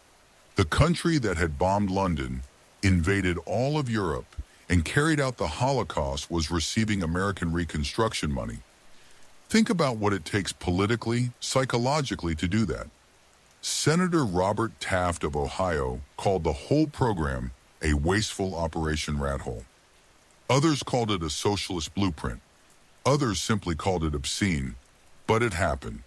By 1952, when the Marshall Plan officially concluded 6 months ahead of schedule, the economies of every single participating nation had surpassed their pre-war production levels. Every single one. Industrial production across Western Europe had grown by 35%. Agricultural output had substantially exceeded pre-war levels. The starvation and rationing of 1947 were over. West Germany's recovery was so spectacular that it got its own name, the Wirtschaftswunder. In German, it means economic miracle. Through the 1950s, West German gross national product grew at an average annual rate of 8%, a figure that most modern economists would consider essentially impossible for a large developed industrial economy. Industrial output quadrupled between 1948 and 1958. By 1955, German gross domestic product had once again exceeded the United Kingdom's. The country that had been reduced to 75 million cub-m of rubble a decade earlier was once again the industrial engine of Europe. Now, and I want to be honest here because the history is genuinely contested. Economists still argue about how much of this miracle should be credited to Marshall Plan dollars versus other factors. Some historians point out convincingly that the Marshall Plan's direct contribution to West German national income was never more than 5% in any given year. They argue that the German economic miracle was driven primarily by a domestic currency reform in June of 1948, when economist Ludwigard replaced the worthless Reichsmark with the new Deutsche Mark and simultaneously abolished the wartime price controls that had been strangling the economy for years. Within months, the black markets that had dominated German commerce essentially disappeared. Goods reappeared on shelves. Factories started running again. In this reading, the Marshall Plan was not the engine of recovery. It was the lubricant that kept the engine from seizing during the critical early phase. Food and fuel to keep workers alive while the domestic reforms did their work. Both things can be true simultaneously, and what is not contested at all is the outcome. Western Europe recovered faster than almost anyone had predicted. And the recovery was stable, not the fragile, inflation-riddled reconstruction of the 1920s that had ultimately collapsed into the Great Depression and produced the conditions for extremism. That stability matters more than the numbers. Numbers can be fixed. Stability has to be earned. In 1953, George Marshall received the Nobel Peace Prize. He was the first professional military officer in history ever to receive it. The Nobel Committee's citation noted that the plan had demonstrated that the strongest force in the world was not military strength, but the ideals and actions of men. The committee chose their words carefully. Marshall had been the architect of the most powerful military machine in American history. He had won a world war, and they were giving him peace's highest honor for what he chose to do after the fighting stopped. There is something deeply worth thinking about in that. And here is the longer legacy, the one that most histories understate. The Marshall Plan did not just rebuild factories and refill grain silos. It established the model of international economic cooperation that became the template for the post-war world. The organizations created to administer it evolved into the Organization for European Economic Cooperation, which later became the Organization for Economic Cooperation and Development. The coal and steel sharing agreements it required between France and West Germany nations that had been at war 3 times in 70 years became the seed of the European coal and steel community, which became, through a series of expansions across the next 5 decades, the European Union. The extraordinary peace of Europe for the 70 years after 1945 was built on economic interdependence, so deep that another European war became not merely undesirable, but practically unthinkable. Germany and France, enemies for generations, became economic partners whose fates were so intertwined that conflict between them made no rational sense. All of it rooted in a 1,500-word speech at a graduation ceremony that Marshall himself considered a somewhat routine policy announcement. History has a sense of humor sometimes. So there it was. By the early 1950s, the external architecture of the post-war world was taking shape. The economy was recovering. The suburbs were filling up. The babies were arriving. The Marshall Plan was rebuilding Europe. On the surface, everything was looking, in the favorite word of the era, swell. But here's the thing about surfaces. Inside the men who had come home, inside the veterans, sleeping in those Levittown houses, driving to those new jobs, watching their children play in those tidy yards. Something was happening that no economic plan could touch. Something had come back from the Pacific and from Normandy and from the forests of Belgium. Something that had no name and no treatment and no acknowledged existence in polite conversation. Something the culture had decided by unspoken agreement not to talk about. The doctors who saw it in their offices used the phrase operational fatigue. In the previous war, they had called it shell shock. In Korea, they would call it battle fatigue. The men who lived with it called it nothing because they did not have words for it, and because they had been told implicitly and explicitly that what they were feeling was not supposed to be there. The full human cost of the war, the cost that could not be measured in dollars or rebuilt with any amount of money, is where we go next.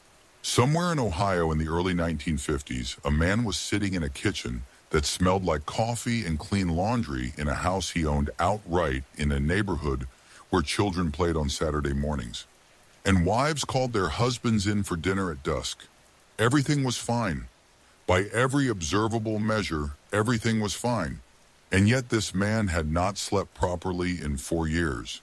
He startled at loud sounds, a car backfiring, a child slamming a door in ways that made him embarrassed to be seen. He dreamed things he could not describe to his wife, who had stopped asking. Some nights he woke up and could not for a few terrible seconds locate himself in time.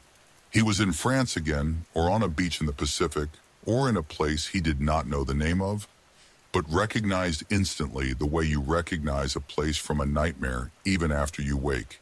He never told anyone this. His doctor had not asked. His pastor said that faith would carry him through.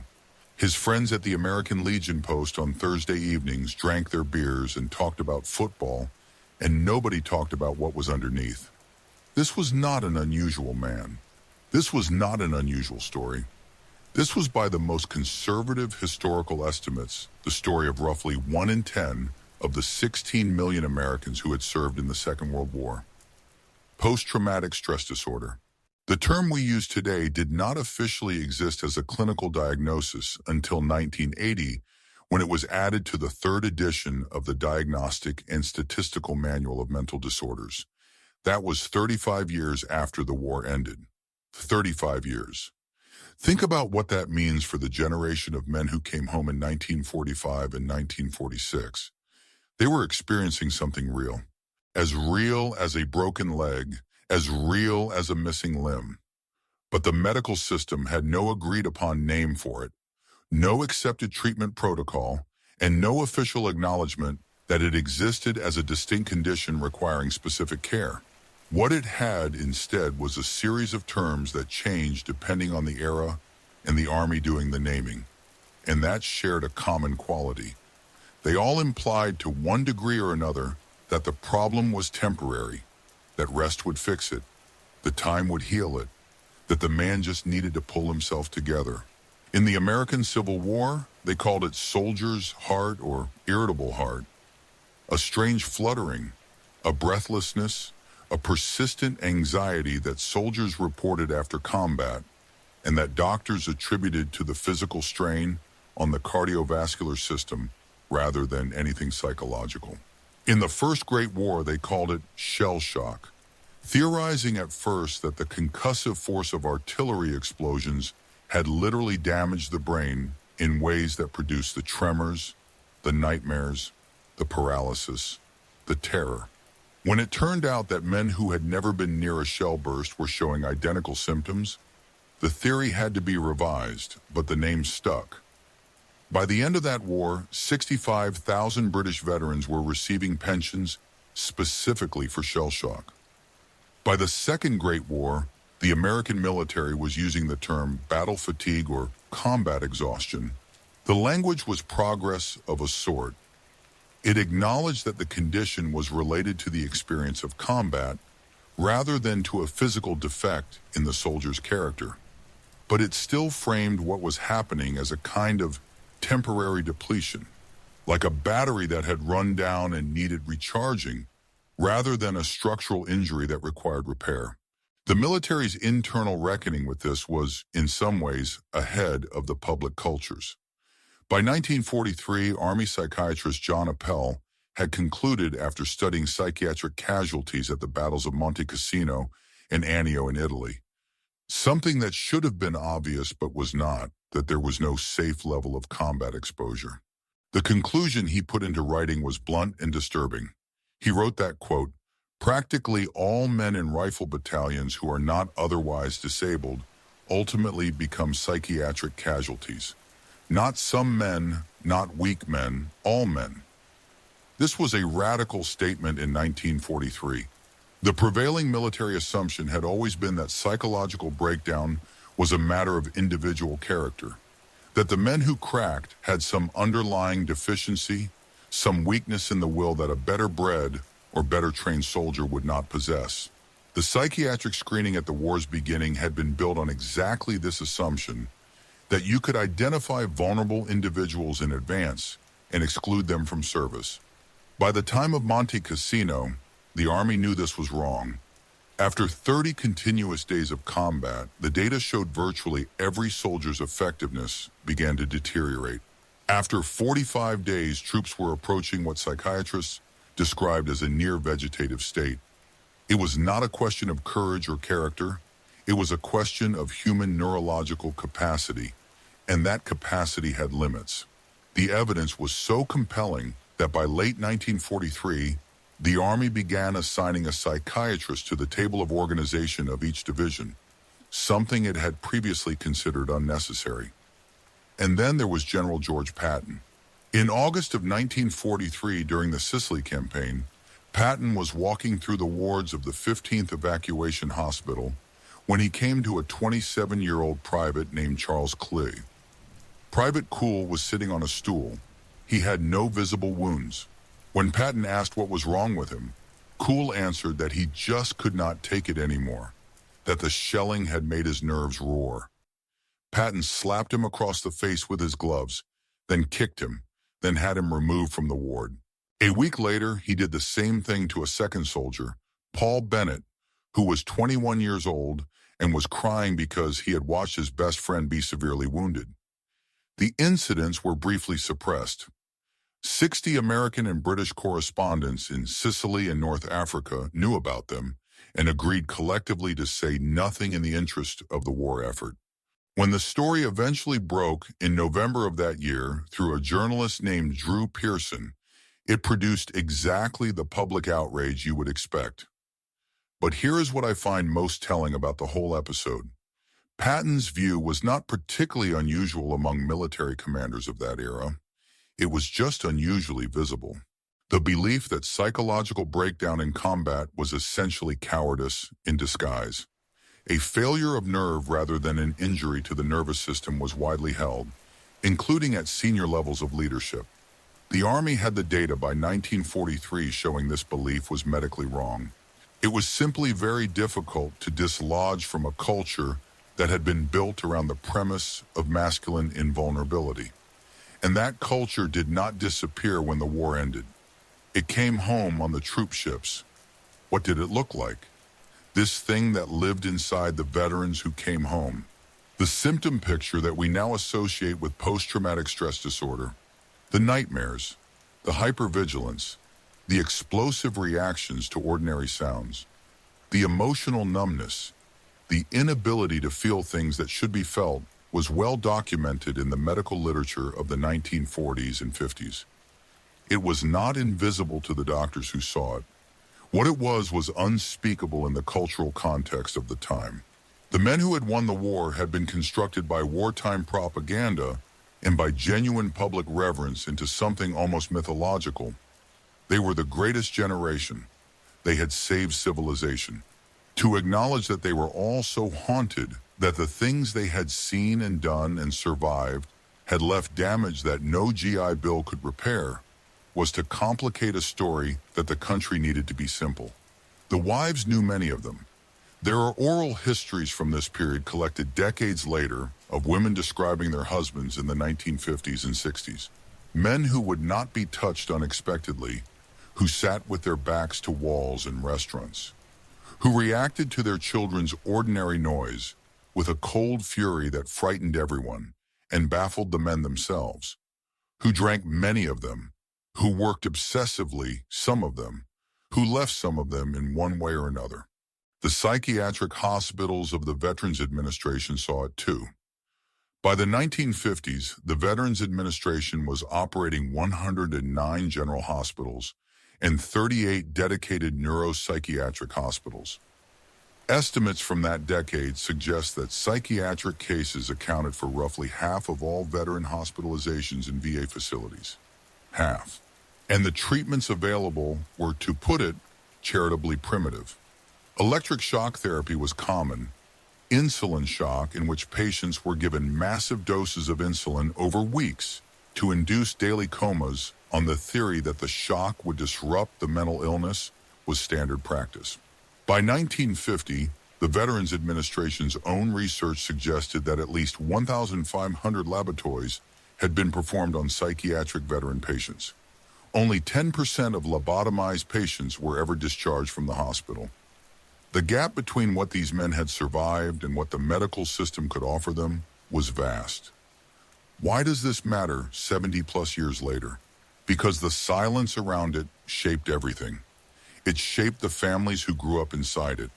The baby boom children raised in houses where certain things were never discussed, where their fathers had a quality of distance that the children felt but could not name, where a kind of controlled grief or controlled rage was the invisible weather of domestic life. It shaped the public culture, which built an entire mythology of the stoic veteran, the man who had seen hell and come home and never said a word about it, who got on with things, who did not complain, and presented that silence as a virtue rather than a wound. And it shaped the men themselves, many of whom carried what they carried to their graves, without ever being told that what they experienced had a name, had a mechanism, had treatments that might have helped. The diagnosis of post-traumatic stress disorder was finally codified in 1980, driven largely by the advocacy of Vietnam veterans and the psychiatrists who worked with them. The research that produced the diagnosis drew on decades of accumulated evidence from the Second World War and Korea and Vietnam evidence that had been sitting in VA hospital records and military medical archives for a generation, waiting for someone to take it seriously. When the diagnosis was finally named, some of the surviving veterans of the Second World War were in their 60s. A few of them in the years that followed finally received the diagnosis, and with it a strange and belated kind of recognition. Not that it had been easy, but that it had not been their fault. There is a particular kind of courage, I think, that history does not celebrate enough. Not the courage of charging a machine gun nest or staying at your post under fire. That courage is real and earned and deserving of every honor it receives. I mean the courage of the men who came home and kept going, who built houses and raised children and went to work every morning carrying something that had no name and no acknowledged existence in a culture that had decided by collective agreement not to look directly at it. They were not fine, many of them. They were managing. There is a difference. And the difference mattered to them and to their families and to the understanding of war's true cost that it took the next several generations to arrive at. But post-war America was not only reckoning with the invisible wounds of combat veterans, it was also reckoning with the transformation in the entire structure of its society in who held power, who could move up, who was considered a full participant in the prosperity that the post-war years were generating. The world that emerged from the war was not simply the old world rebuilt. It was a new world with new assumptions about class and opportunity and mobility that would not have been conceivable 20 years earlier. Understanding that transformation and understanding what made it possible and who it left out is the story we need to look at next. Here is a question I want you to sit with for a moment. If your grandfather worked in a factory in 1935 and a lot of grandfathers did, what was his life like? Statistically speaking, he was renting his home, not owning it. He was working without a pension, without health insurance, without a guaranteed right to organize with his fellow workers for better conditions. If the factory had a bad year, or if the owner simply decided that week that wages should be lower, they were lower, and there was not much your grandfather could do about it. If he got sick and could not work for a month, there was no paycheck. If he grew old and could no longer work, there was no safety net. There was family if he was lucky. There was whatever he had managed to save, if he had managed to save anything. This was not unusual. This was not the story of the unlucky or the lazy. This was the standard biography of a working-class American in the 1930s. Now fast forward 20 years. By 1955, that same factory worker or his son might own his own home in a suburb. He might be making wages that adjusted for what things cost were genuinely comfortable. He might have employer-provided health insurance, a pension that would support him in retirement, paid vacation days, an 8-hour workday with overtime pay if he stayed longer. His kids might be in college, the first in the family to go on the G-bill, or a scholarship that would have been unimaginable to his father. He might own a television set, a refrigerator that worked properly, an automobile that was not on the verge of collapse. This transformation from that 1935 life to the 1955 life is one of the most rapid and sweeping improvements in living standards that any large population has experienced in modern history. And the question of how it happened and who it happened for and who it deliberately did not happen for is a story that almost nobody tells completely. Let us start with a number that I find genuinely astonishing every time I encounter it. Between 1945 and 1973, a span of roughly 28 years, the median family income in the United States nearly doubled in real terms. Not nominally, not as a result of inflation, making everything more expensive. In real purchasing power, the typical American family was earning close to twice as much by 1973 as it had been at the end of the war. And here is the part that surprises most people. The growth was not concentrated at the top. The income of families in the lowest economic quintile, the bottom 20%, actually grew at a faster annual rate during the 1950s than the income of families in the top 5%, 3.7% per year for the lowest earners versus 2.2% per year for the wealthiest. Economists looking back at this period have a technical term for it. They call it the Great Wage Compression. What they mean is that the gap between the richest Americans and everyone else shrank during these decades in a way that has no precedent before or since in the American economic record. How through a combination of forces that individually each feel modest, but together produce something remarkable. Strong labor unions, high marginal tax rates on the very wealthy, deliberate government investment in programs that lifted the floor without capping the ceiling, and an industrial economy that, partly because the rest of the world's industrial capacity had been bombed flat, needed every American worker it could get and had to pay accordingly. Union membership is the piece of this story that I think gets underappreciated. At the peak of union density in the mid-1950s, approximately 35% of all American workers were members of a union. Today, that figure is roughly 10%, and in the private sector, it is closer to 6%. The difference those numbers represent is not just a data point about labor organization, it is a transfer of economic power. In the 1950s, a worker at a steel mill or an auto plant had real collective leverage to negotiate wages, benefits, working conditions, and job security in ways that a worker standing alone at a hiring desk did not and could not. That leverage produced results that showed up directly in what people actually earned and what kind of lives they could afford to build. The tax structure reinforced it. Between 1940 and 1960, the federal marginal tax rate on income in the highest bracket was consistently hovering around 90%, which meant that the very wealthiest Americans were keeping at most 10 cents of every dollar they earned above the threshold. This is not the place to litigate whether that was right or wrong. Economists and historians have been arguing about it for decades, but the effect on the distribution of prosperity was real and measurable.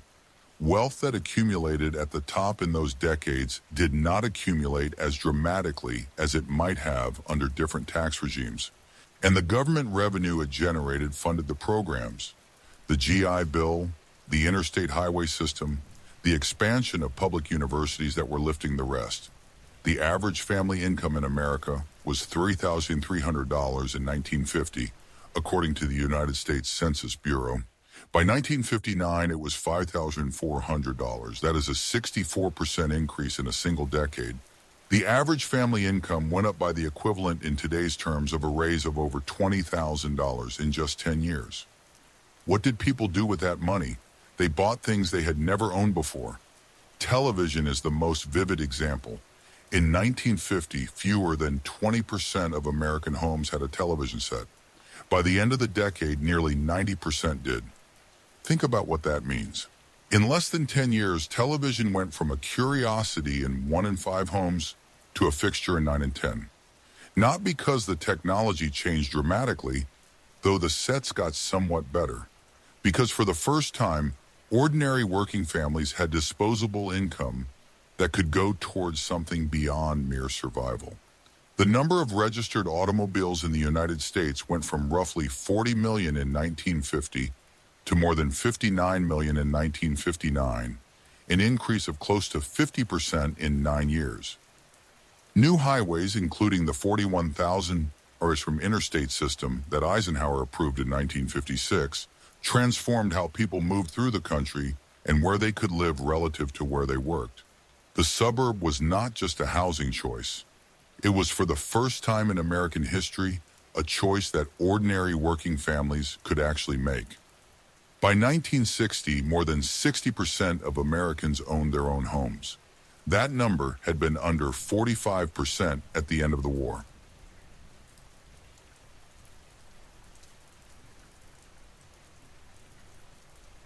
I'm going to ask you to hold those numbers in your mind for a moment and think about what they represent at the level of the individual human life. Owning your own home meant, among other things, that you could not simply be evicted because a landlord decided your rent was increasing or your tenancy was inconvenient.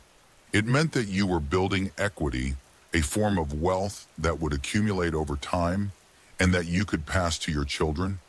It meant that you had, for the first time, a stake in the place where you lived. That is not a small thing. For centuries, that kind of security had been the province of the wealthy and the propertied.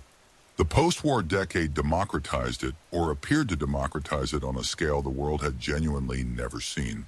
Here is where I have to stop the celebration for a moment, because there is a question built into everything I just said, and it has been there since the beginning of the story, and avoiding it would be a kind of dishonesty when I say that the prosperity of the 1950s was unprecedented when I cite those income numbers and home ownership rates and television statistics. The operative question is unprecedented, for whom the economist Richard B. Freeman, studying this period, found that African American workers in the 1950s were earning less than 60% of the average white worker's wage. African unemployment rates ran at more than double the rate for white workers. And the programs that were generating all that wealth building, the mortgage guarantees, the low-interest GI Bill loans, the access to the new suburbs, were structured in ways explicit and implicit that delivered those benefits to white families at a rate that was dramatically higher than to black families. We talked in an earlier part of this series about Levittown's racial covenants, but the exclusion was not limited to one development built by one man. It was systemic and it was deliberate. The Federal Housing Administration, the government agency guaranteeing the mortgages that made the home ownership boom possible, had written into its own underwriting guidelines the assumption that the presence of black families in a neighborhood reduced property values and therefore increased lending risk. Neighborhoods were literally color-coded on government maps. Green for safe lending, red for risky, a process that gave us the word redlining law. The practical result was that black families were systematically denied access to the same mortgage guarantees at the same interest rates for the same homes in the same neighborhoods that were building generational wealth for white families in the same economic bracket. By 1960, while 60% of white Americans owned their homes, the home ownership rate for black Americans was barely 30%. And those who did own were overwhelmingly in neighborhoods that the federal government's own policies had labeled as poor credit risks, which became a self-fulfilling prophecy of declining investment and declining value. The great wage compression was real. The unprecedented rise of the middle class was real. But the middle class that was built was, as one historian put it, disproportionately white by design, and the wealth gap that opened up in those decades between white families who were accumulating equity and black families who were largely excluded from doing so compounded for generations. Economists who have studied this estimate that by the early 21st century, the median white family had roughly 8 times the wealth of the median black family. Some part of that gap, not all of it, but a meaningful part, traces back to those specific policy choices made between 1945 and 1960. There is another dimension of the affluent society that I find genuinely poignant in the way that things are poignant when they are both beautiful and deeply incomplete. In 1962, a writer named Michael Harrington published a book called The Other America. He argued with meticulous research that approximately 40 to 50 million Americans, more than 20% of the population, were living in poverty. That was essentially invisible to the prosperous majority. Not invisible because it was hidden, but invisible because prosperity had reorganized American society in ways that put the poor out of sight of the comfortable. His argument was this: before the war, poverty had been everywhere. Rich and poor rode the same streetcars and walked the same sidewalks. You could not live a prosperous life without regularly encountering people living in hardship because they occupied the same physical space. But the post-war suburbanization of middle-class life had created, not deliberately, but as a structural consequence, a segregation not just of race but of class. The comfortable families had moved to the suburbs. The poor were concentrated in urban centers or in rural pockets. Appalachia, the rural South, the Native American reservations that the new highway system drove past rather than through. The poverty that remained was, as Harrington described it, the poverty of the invisible. Nay, he was writing in 1962. President John Kennedy read the book. His response helped lay the groundwork for what would become Lyndon Johnson's War on Poverty in 1964. The programs that followed expanded Social Security, Medicare, Medicaid, the Job Corps, drove the elderly poverty rate from more than 35% in 1959 to roughly 10% by the early 21st century. Harrington's book did something rare. It actually changed policy because it made visible what prosperity had allowed people not to see. What strikes me most, looking at this period in American history, is the collision of two things that are both true and that seem like they should not be able to coexist. The 1950s produced something genuinely extraordinary. The world's first mass middle class built on wages that grew and were broadly shared on home ownership rates that would have been unimaginable to previous generations. On an expansion of educational access that changed what millions of families thought was possible for their children. If you were the right person in the right place, if you were white, if you were male, if you were positioned to benefit from the GI Bill and the union contracts, and the FHA mortgage guarantees the post-war years could genuinely feel like the fulfillment of a promise. And simultaneously, that same system was deliberately, structurally, sometimes legally withholding those same benefits from a substantial portion of the people it claimed to be building a better world for. The prosperity was real. The exclusion was also real. Both things were true at once. And the tension between them, the gap between what the post-war world promised and what it actually delivered for those it chose to leave behind, was a coiled spring that would release with enormous force in the decade that followed. The civil rights movement of the 1960s did not come from nowhere. It came in significant part from people who had watched the prosperity of the post-war years be built all around them, who had contributed to it through their labor, their military service, their taxes, and who had been told year after year, decade after decade, that it was not for them. But there is something else that was happening in the early 1950s, quietly beneath the surface of the affluent society, that would change the architecture of the world far more than most people realize, because it was not happening in boardrooms or legislatures. It was happening in garages, in living rooms, in the modest back offices of universities and research laboratories. Something was being built, something entirely new, and it would within a single generation remake everything we thought we understood about work and commerce and human connection. What comes next is not just a chapter in the post-war story. It is the beginning of the world we actually live in now. There is a building at 391 San Antonio Road in Mountain View, California, or there was. It has since been largely demolished, though a plaque now marks the spot. In the late 1950s, this building was a fruit-packing shed, not a prestigious research institute, not a gleaming corporate campus, a shed in an orchard valley south of San Francisco that still smelled faintly of the apricots and plums it had processed before being converted into a modest laboratory. From this shed and from the 8 young scientists who walked out of it in 1957 came a chain reaction that produced Intel and AMD. It produced the venture capital ecosystem that later funded Sun Microsystems and Netscape and Google and Amazon. It produced indirectly the smartphone in your pocket and the computer on your desk. Historians have traced more than 2,000 companies, back to the decision of 8 engineers to quit their jobs and start something new in a California apricot orchard. But the story does not begin in California. It begins with a war, and it begins specifically with radar. Here is something I think about often. How much of the modern world was built not on purpose, but as a side effect of someone trying to solve an urgent military problem under extreme time pressure? When American and British engineers in the early 1940s were racing to build better radar systems, they needed components that could detect and amplify extremely faint radio signals.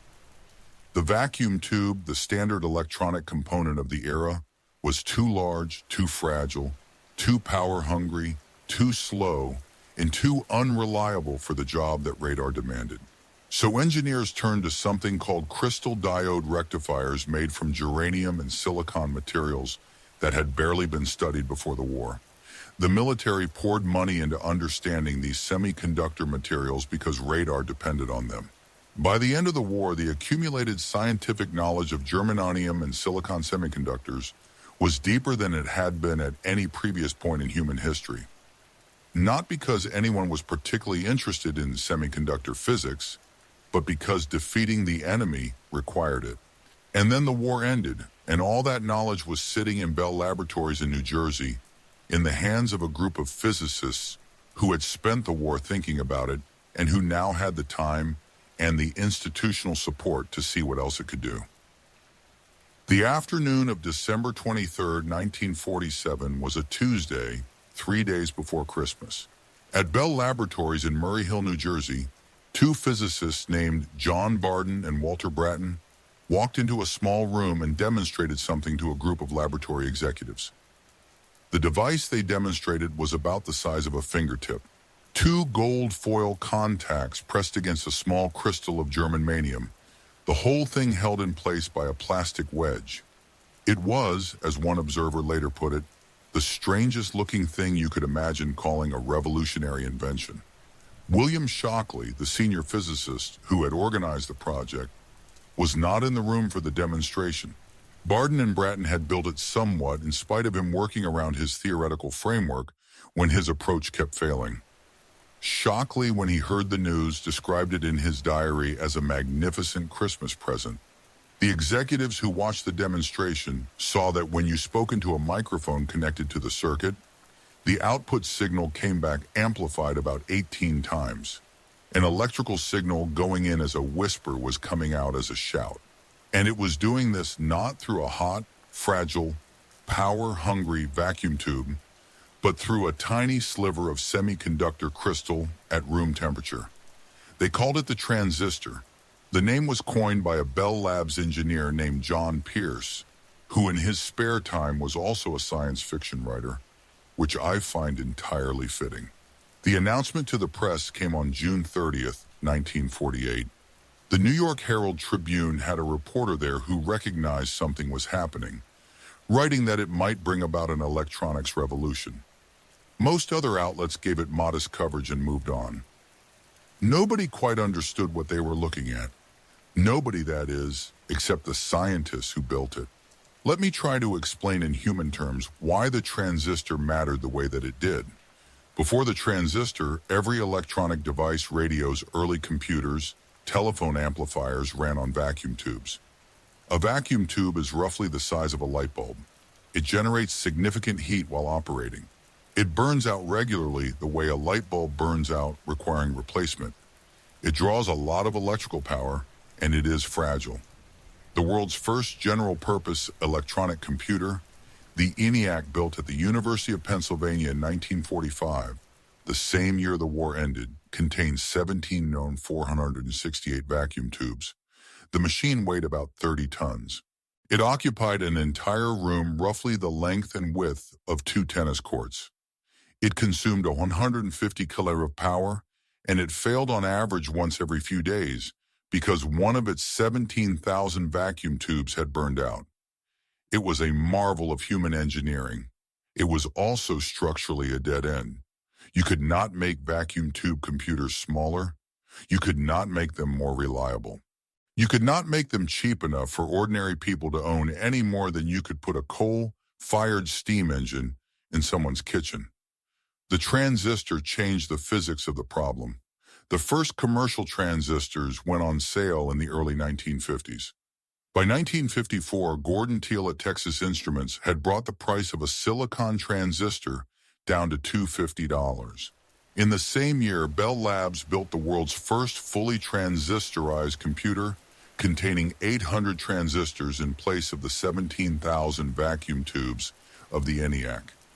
In March of 1955, Sony began selling a transistor radio, a pocket-sized radio in the American market for $29.95. It was not as good as the radio in your living room. It was also small enough to fit in a shirt pocket, and young people who could scrape together $30 discovered that they could carry music with them wherever they went. The transistor radio was the first personal electronic device. It was a glimpse, though almost nobody recognized it as such, of what was coming. Here is where the story takes a turn that I would never have dared to invent if I were writing fiction, because real history is reliably stranger than anything an author would imagine. William Shockley, one of the 3 inventors of the transistor, and by 1956 the recipient of the Nobel Prize in Physics, was by most accounts of the people who worked with him a genuinely difficult human being. Brilliant, visionary in certain technical respects, and increasingly, as the 1950s wore on, paranoid, autocratic, and prone to decisions that baffled even his most loyal colleagues. In 1956, Shockley left Bell Labs and moved back to his hometown of Palo Alto, California. He had convinced an industrialist named Arnold Beckman to fund a new company, Shockley Semiconductor Laboratory, and he set up shop in Mountain View, in that former fruit packing shed. He placed advertisements in the New York Times and the New York Herald Tribune, looking for the best young semiconductor physicists and engineers in the country. And he attracted exactly that. Among the people who came to work for him in 1956 were Robert Noyes and Gordon Moore, names that will in a few years matter enormously, along with 6 others, all of them young, all holding advanced degrees, all at the beginning of what promised to be extraordinary careers, and then Shockley proceeded to make their working lives nearly intolerable. He micromanaged. He suspected conspiracy where there was none. When a secretary cut her finger on a thumbtack, he became convinced, seriously, genuinely convinced, that someone in the lab had planted it as an act of sabotage. And he ordered lie detector tests on the entire staff. He abandoned a promising research direction on silicon transistors, the direction that his own team believed was the future, in favor of a different device that proved to be a dead end. And when his employees went over his head to his backer, Arnold Beckman, asking that Shockley be replaced as manager, Beckman declined. So they left. On September 18, 1957, 8 of Shockley's best people, No More, Gene Herney, Eugene Kleiner, Jazz, Julius Blank, Victor Greenwich, and Sheldon Roberts resigned together. They had quietly arranged funding from an entrepreneur named Sherman Fairchild, the heir to an aircraft fortune. Shockley's reaction, which has passed into the vocabulary of Silicon Valley ever since, was to call them the traitorous 8. They founded Fairchild Semiconductor. Within a year, they were shipping transistors. Within a few years, Fairchild was one of the most important semiconductor companies in the world.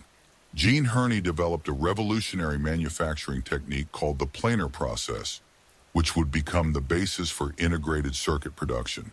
Robert Noyes would co-invent the integrated circuit, the microchip, in 1959.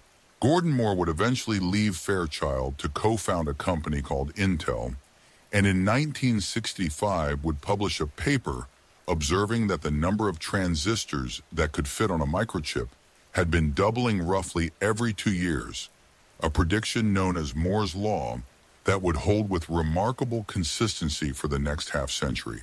Shockley's company collapsed within a few years of the 8's departure and was sold at a loss. History, as it sometimes does, had a sense of irony.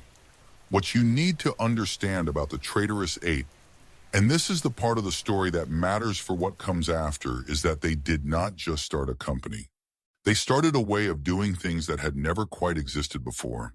The model of corporate research that had produced the transistor at Bell Labs was, like most things of its era, a top-down structure. A large, well-funded institution, hierarchical management, research done in service of the parent company's core business, patents retained by the corporation, scientists as employees.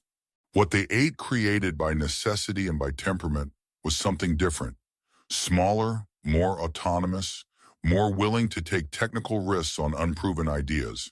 And when the 8 eventually scattered when Moran left Fairchild to start Intel in 1968, when Eugene Kleiner became one of the founding partners of the venture capital firm Kleiner Perkins, which would go on to invest in Google and Amazon and dozens of other companies, they spread not just technology, but a model, an institutional culture, a set of assumptions about how innovation works and what conditions it requires. Over a period of 20 years, historians have counted 65 companies that trace their direct origins to Shockley Semiconductor. More than 2,000 companies can be traced back to the 8 co-founders of Fairchild. Among the descendants of the fruit packing shed are Intel, AMD, NVIDIA, and through Kleiner Perkins investments and the mentorships and connections of Robert Noyes. The threads run all the way to Apple, to Google, to the architecture of the connected world we inhabit. Now I want to stop for a moment and ask you something. Is this a story about technology, or is it a story about people? Because when you trace this chain from the wartime radar engineers who needed better crystal rectifiers to Barden and Bratton, working in a lab on a Tuesday afternoon before Christmas, to 8 young men deciding to quit their prestigious jobs and bet on themselves in an apricot orchard, what you find at every node of the story is not inevitable progress. It is contingency. It is human decisions made under uncertainty by people who did not know how the story would end. The transistor did not have to be invented at Bell Labs in 1947. It might have happened later, or somewhere else, or in a different form. The Silicon Valley ecosystem did not have to emerge in Northern California. It happened there partly because of Shockley's personal attachment to his hometown, and partly because a Nobel laureate's inability to manage his own employees sent 8 brilliant people looking for a way out. The microchip, the device that made the modern computer possible, was co-invented by a man who had come to California specifically to work for a paranoid genius and ended up leaving him instead. None of this was planned. All of it mattered. And the common thread running through it, from the radar labs of 1942 to the first transistor in 1947 to the microchip in 1959, is the Second World War. The war that created the urgency, that created the funding, that created the scientific knowledge, that created the conditions that made all of this possible. The men who fought in the Pacific and in Europe came home to a world that was visibly and loudly rebuilt. New houses, new suburbs, new prosperity. But there was also a world being rebuilt quietly in laboratories, in former packing sheds, in ways that were not yet visible to anyone. A world where a sliver of silicon, no larger than a fingernail, would eventually carry more computing power than the entire ENIAC, and then more than the entire arsenal of computers that existed on Earth in 1970. A world where the devices that would define the 21st century were already in embryonic form, being born in the shadow of a war whose last shots had barely faded. We have spent 11 parts of this story looking at what the Second World War produced in its immediate aftermath. The houses built, the children born, the women sent home from the factories, the veterans who came back carrying wounds that had no name, the prosperity that rose and the exclusions that were built into it, the plan that rebuilt Europe, the wounds that took a generation to speak about aloud. All of those stories are true, and they are all part of the same story. The war remade everything it touched, not only in the obvious ways, the politics, the borders, the economies, but in the invisible ways. In the shape of the research that got funded and the discoveries that got made in the generation of scientists who came of age solving military problems and then turned that problem-solving capacity toward the civilian world. In the institutional habits, in the educational access, in the cultural expectations that the post-war years produced. The world we live in now, the connected, digital, democratized information world, has a birth date. It is not a clean date, and no single person gets full credit for it. But somewhere in the range of 1945 to 1960, the foundations were laid, and a substantial part of those foundations were made possible by the urgency of a war that no one wanted to fight, and everyone eventually had to. We have been circling for 11 parts around a central question that I have never quite asked directly, which is this: what does it mean to rebuild? Not a house, not an economy, not a political system, but a life. What does a human being reach for when everything that defined their world has been broken apart and they are standing in the rubble of it, trying to figure out what to build next? That question, the most personal version of it, is where the story ends. And it is the part I want to spend our last few minutes on. November 1946, Astor Theater, New York City. Opening night. The Duke and Duchess of Windsor are in attendance. The film stars have come dressed in their finest. Sam Goldwyn, the producer who spent $2 million making this picture, is receiving the kind of applause that validates a gamble. The audience, many of them veterans, many of them wives and mothers and fathers who sent someone off to war and got someone different back settled into their seats. For the next 2 hours and 50 minutes, they watch three men try to come home. The film is called The Best Years of Our Lives. By the time the year ends, it will have become the highest grossing movie of 1946 and the second highest grossing film of the entire decade, surpassed only by Gone with the Wind. 7 Academy Awards. Eisenhower writes a personal letter of thanks to Goldwyn. Billy Wilder, the director of Double Indemnity, not a man given to easy praise, calls it the best directed picture he has ever seen in his life. And the FBI puts it on a watch list as potential communist propaganda because it dares to suggest that America's returning veterans are not always received with the full dignity they deserve. That tension between the story America wanted to tell about itself and the story that was actually true runs through everything in this series, and it runs straight through this final hour.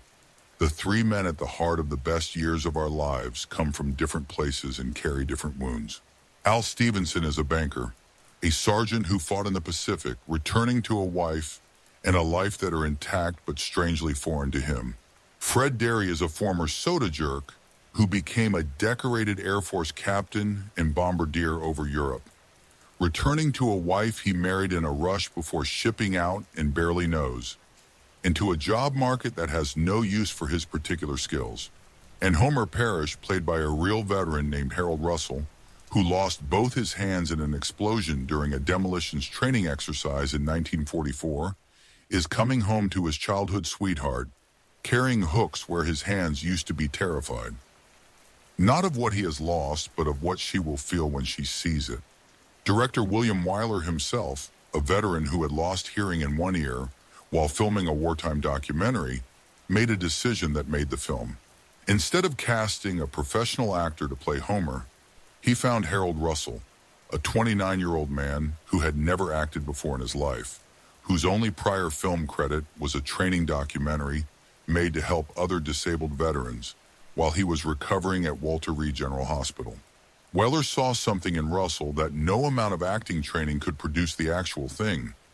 When Harold Russell accepted his Academy Award for Best Supporting Actor on March 13, 1947, the ceremony where Weller's film swept every major category it was eligible for, he said, "I would like to accept this trophy in the name of all those thousands of disabled veterans who are laying in hospitals all over the country." He paused. "And this is what I want this award to mean. It means that we are not forgotten." I read that line and I have to sit with it for a moment every time. We're not forgotten. That a man who lost both hands winning Hollywood's highest honor needed to say as the first thing he said that the men in the hospitals needed to know they were not forgotten. That tells you a great deal about what it actually felt like to come home from that war. What does it mean to rebuild a life?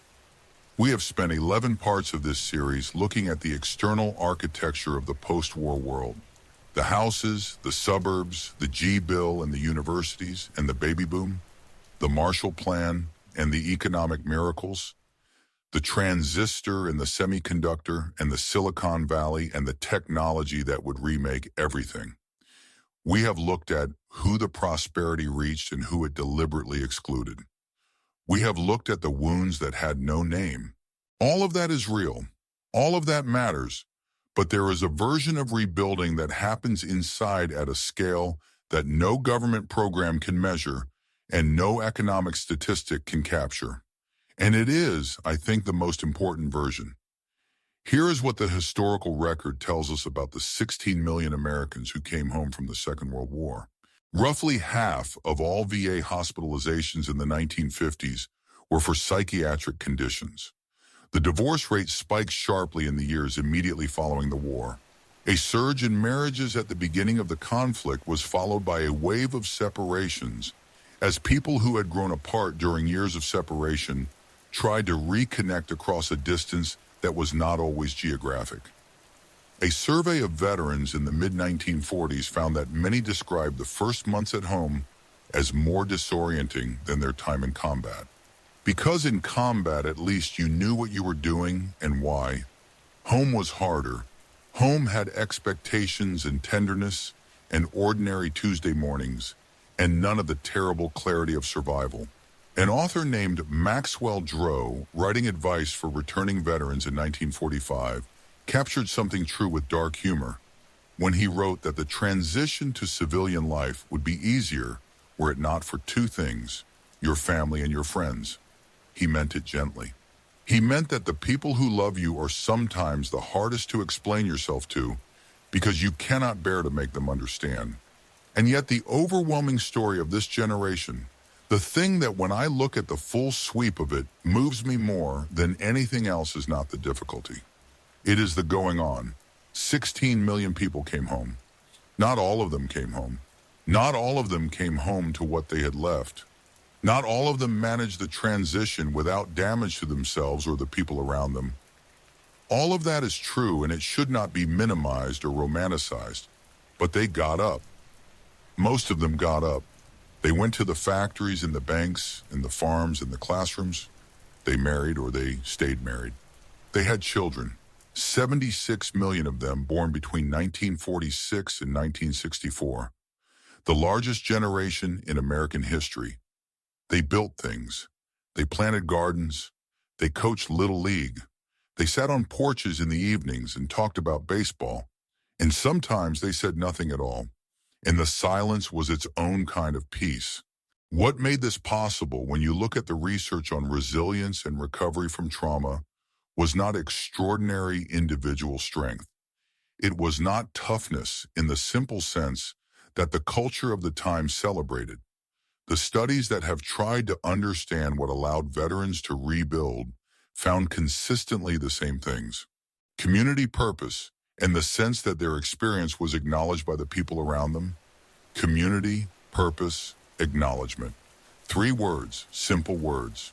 And yet so much of what we have traced through this series, the housing crisis in the suburbs, the GI Bill and the university campuses, the union halls and the barbecue grills, and the Little League fields can be understood as improvised infrastructure for exactly these 3 things.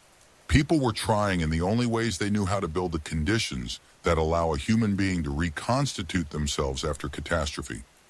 Some of that effort succeeded beautifully. Some of it failed. Some of it succeeded for some people and failed others in the same moment. I want to tell you one more story before this ends. Not a famous one, a small one. Harold Russell, the man with the hooks. The man who said we're not forgotten graduated from Boston University after the film was made at Wyler's urging. He spent the next several decades advocating for disabled veterans, serving as chairman of the President's Commission on Employment of the Handicapped. He married twice. He wrote 2 autobiographies. He appeared in a few more films over the years, always playing versions of himself. In 1992, when he was 78 years old, Harold Russell sold his Academy Award for Best Supporting Actor at auction. He got $60,500 for it. He used the money to pay his wife's medical bills. He kept the honorary Oscar, the one for bringing hope and courage to his fellow veterans. That one he never sold. I don't know what to make of that exactly, but I think about it a lot. The competitive award, the professional recognition, the measure of achievement. He could let that go when he needed to. The one that said his existence had meant something to people who were suffering, that one he kept. Here is what I believe after spending a long time with this period of history. The Second World War did not end on September the 2nd, 1945, when the documents were signed on the deck of the USS Missouri. It ended slowly in 100 million individual moments over the following decades. It ended when a veteran sat down with his child and said something he had never said before. When a woman who'd been told to go home from the factory started quietly to remember what she'd been capable of. When a physicist in New Jersey held a sliver of germanium between 2 gold contacts and changed the world. When 8 engineers in a former apricot packing shed decided that being called traitors was a price worth paying for the chance to build something new. When a man with hooks for hands stood in a theater and said, "We're not forgotten." The rebuilding was not perfect. It was not equal. It left too many people out and asked too much of others and carried silences that damaged generations. All of that is true, but it was also at its core an act of extraordinary persistence. Ordinary people in extraordinary circumstances choosing over and over and over again to continue to try to build something out of what was left. That persistence is not only a historical fact, it is, I think, a kind of instruction. Because the question we started with, what does it mean to rebuild a life when everything has been broken, is not only a question that belonged to 1945, it is a question that human beings have faced in every generation and will face in every generation to come. The specific catastrophe changes. The essential challenge does not. And the essential answer, the one that shows up again and again in the historical record, is not dramatic. It is not heroic in the movie poster sense. It is you go on. You find other people. You make something useful of your hands.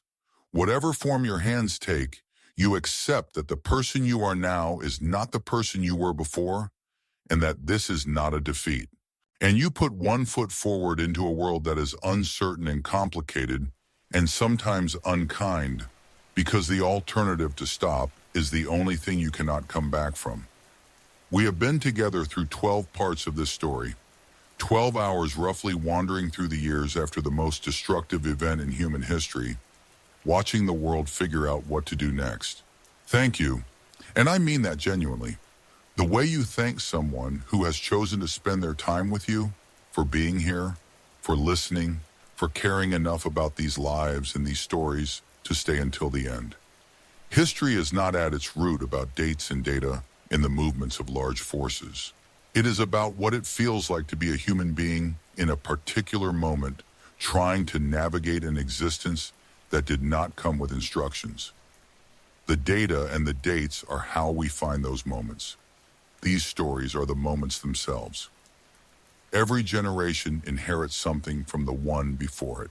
This generation, the one that lived through the Depression and fought the war and came home to build a world out of rubble, inherited catastrophe, and left behind, among everything else, a world that was materially richer, technologically more capable, and in some ways more just than the one they had found. They also left behind unfinished business, as every generation does, as every generation must. The inheritors of their unfinished business are still at work. You may be among them. There will always be another story to tell. There will always be another moment in history when ordinary people were asked to do something extraordinary and found to their own surprise that they could. When that next story is ready, I will be here to tell it. And I hope very much that you will be here to listen. Sleep well tonight. You have earned it.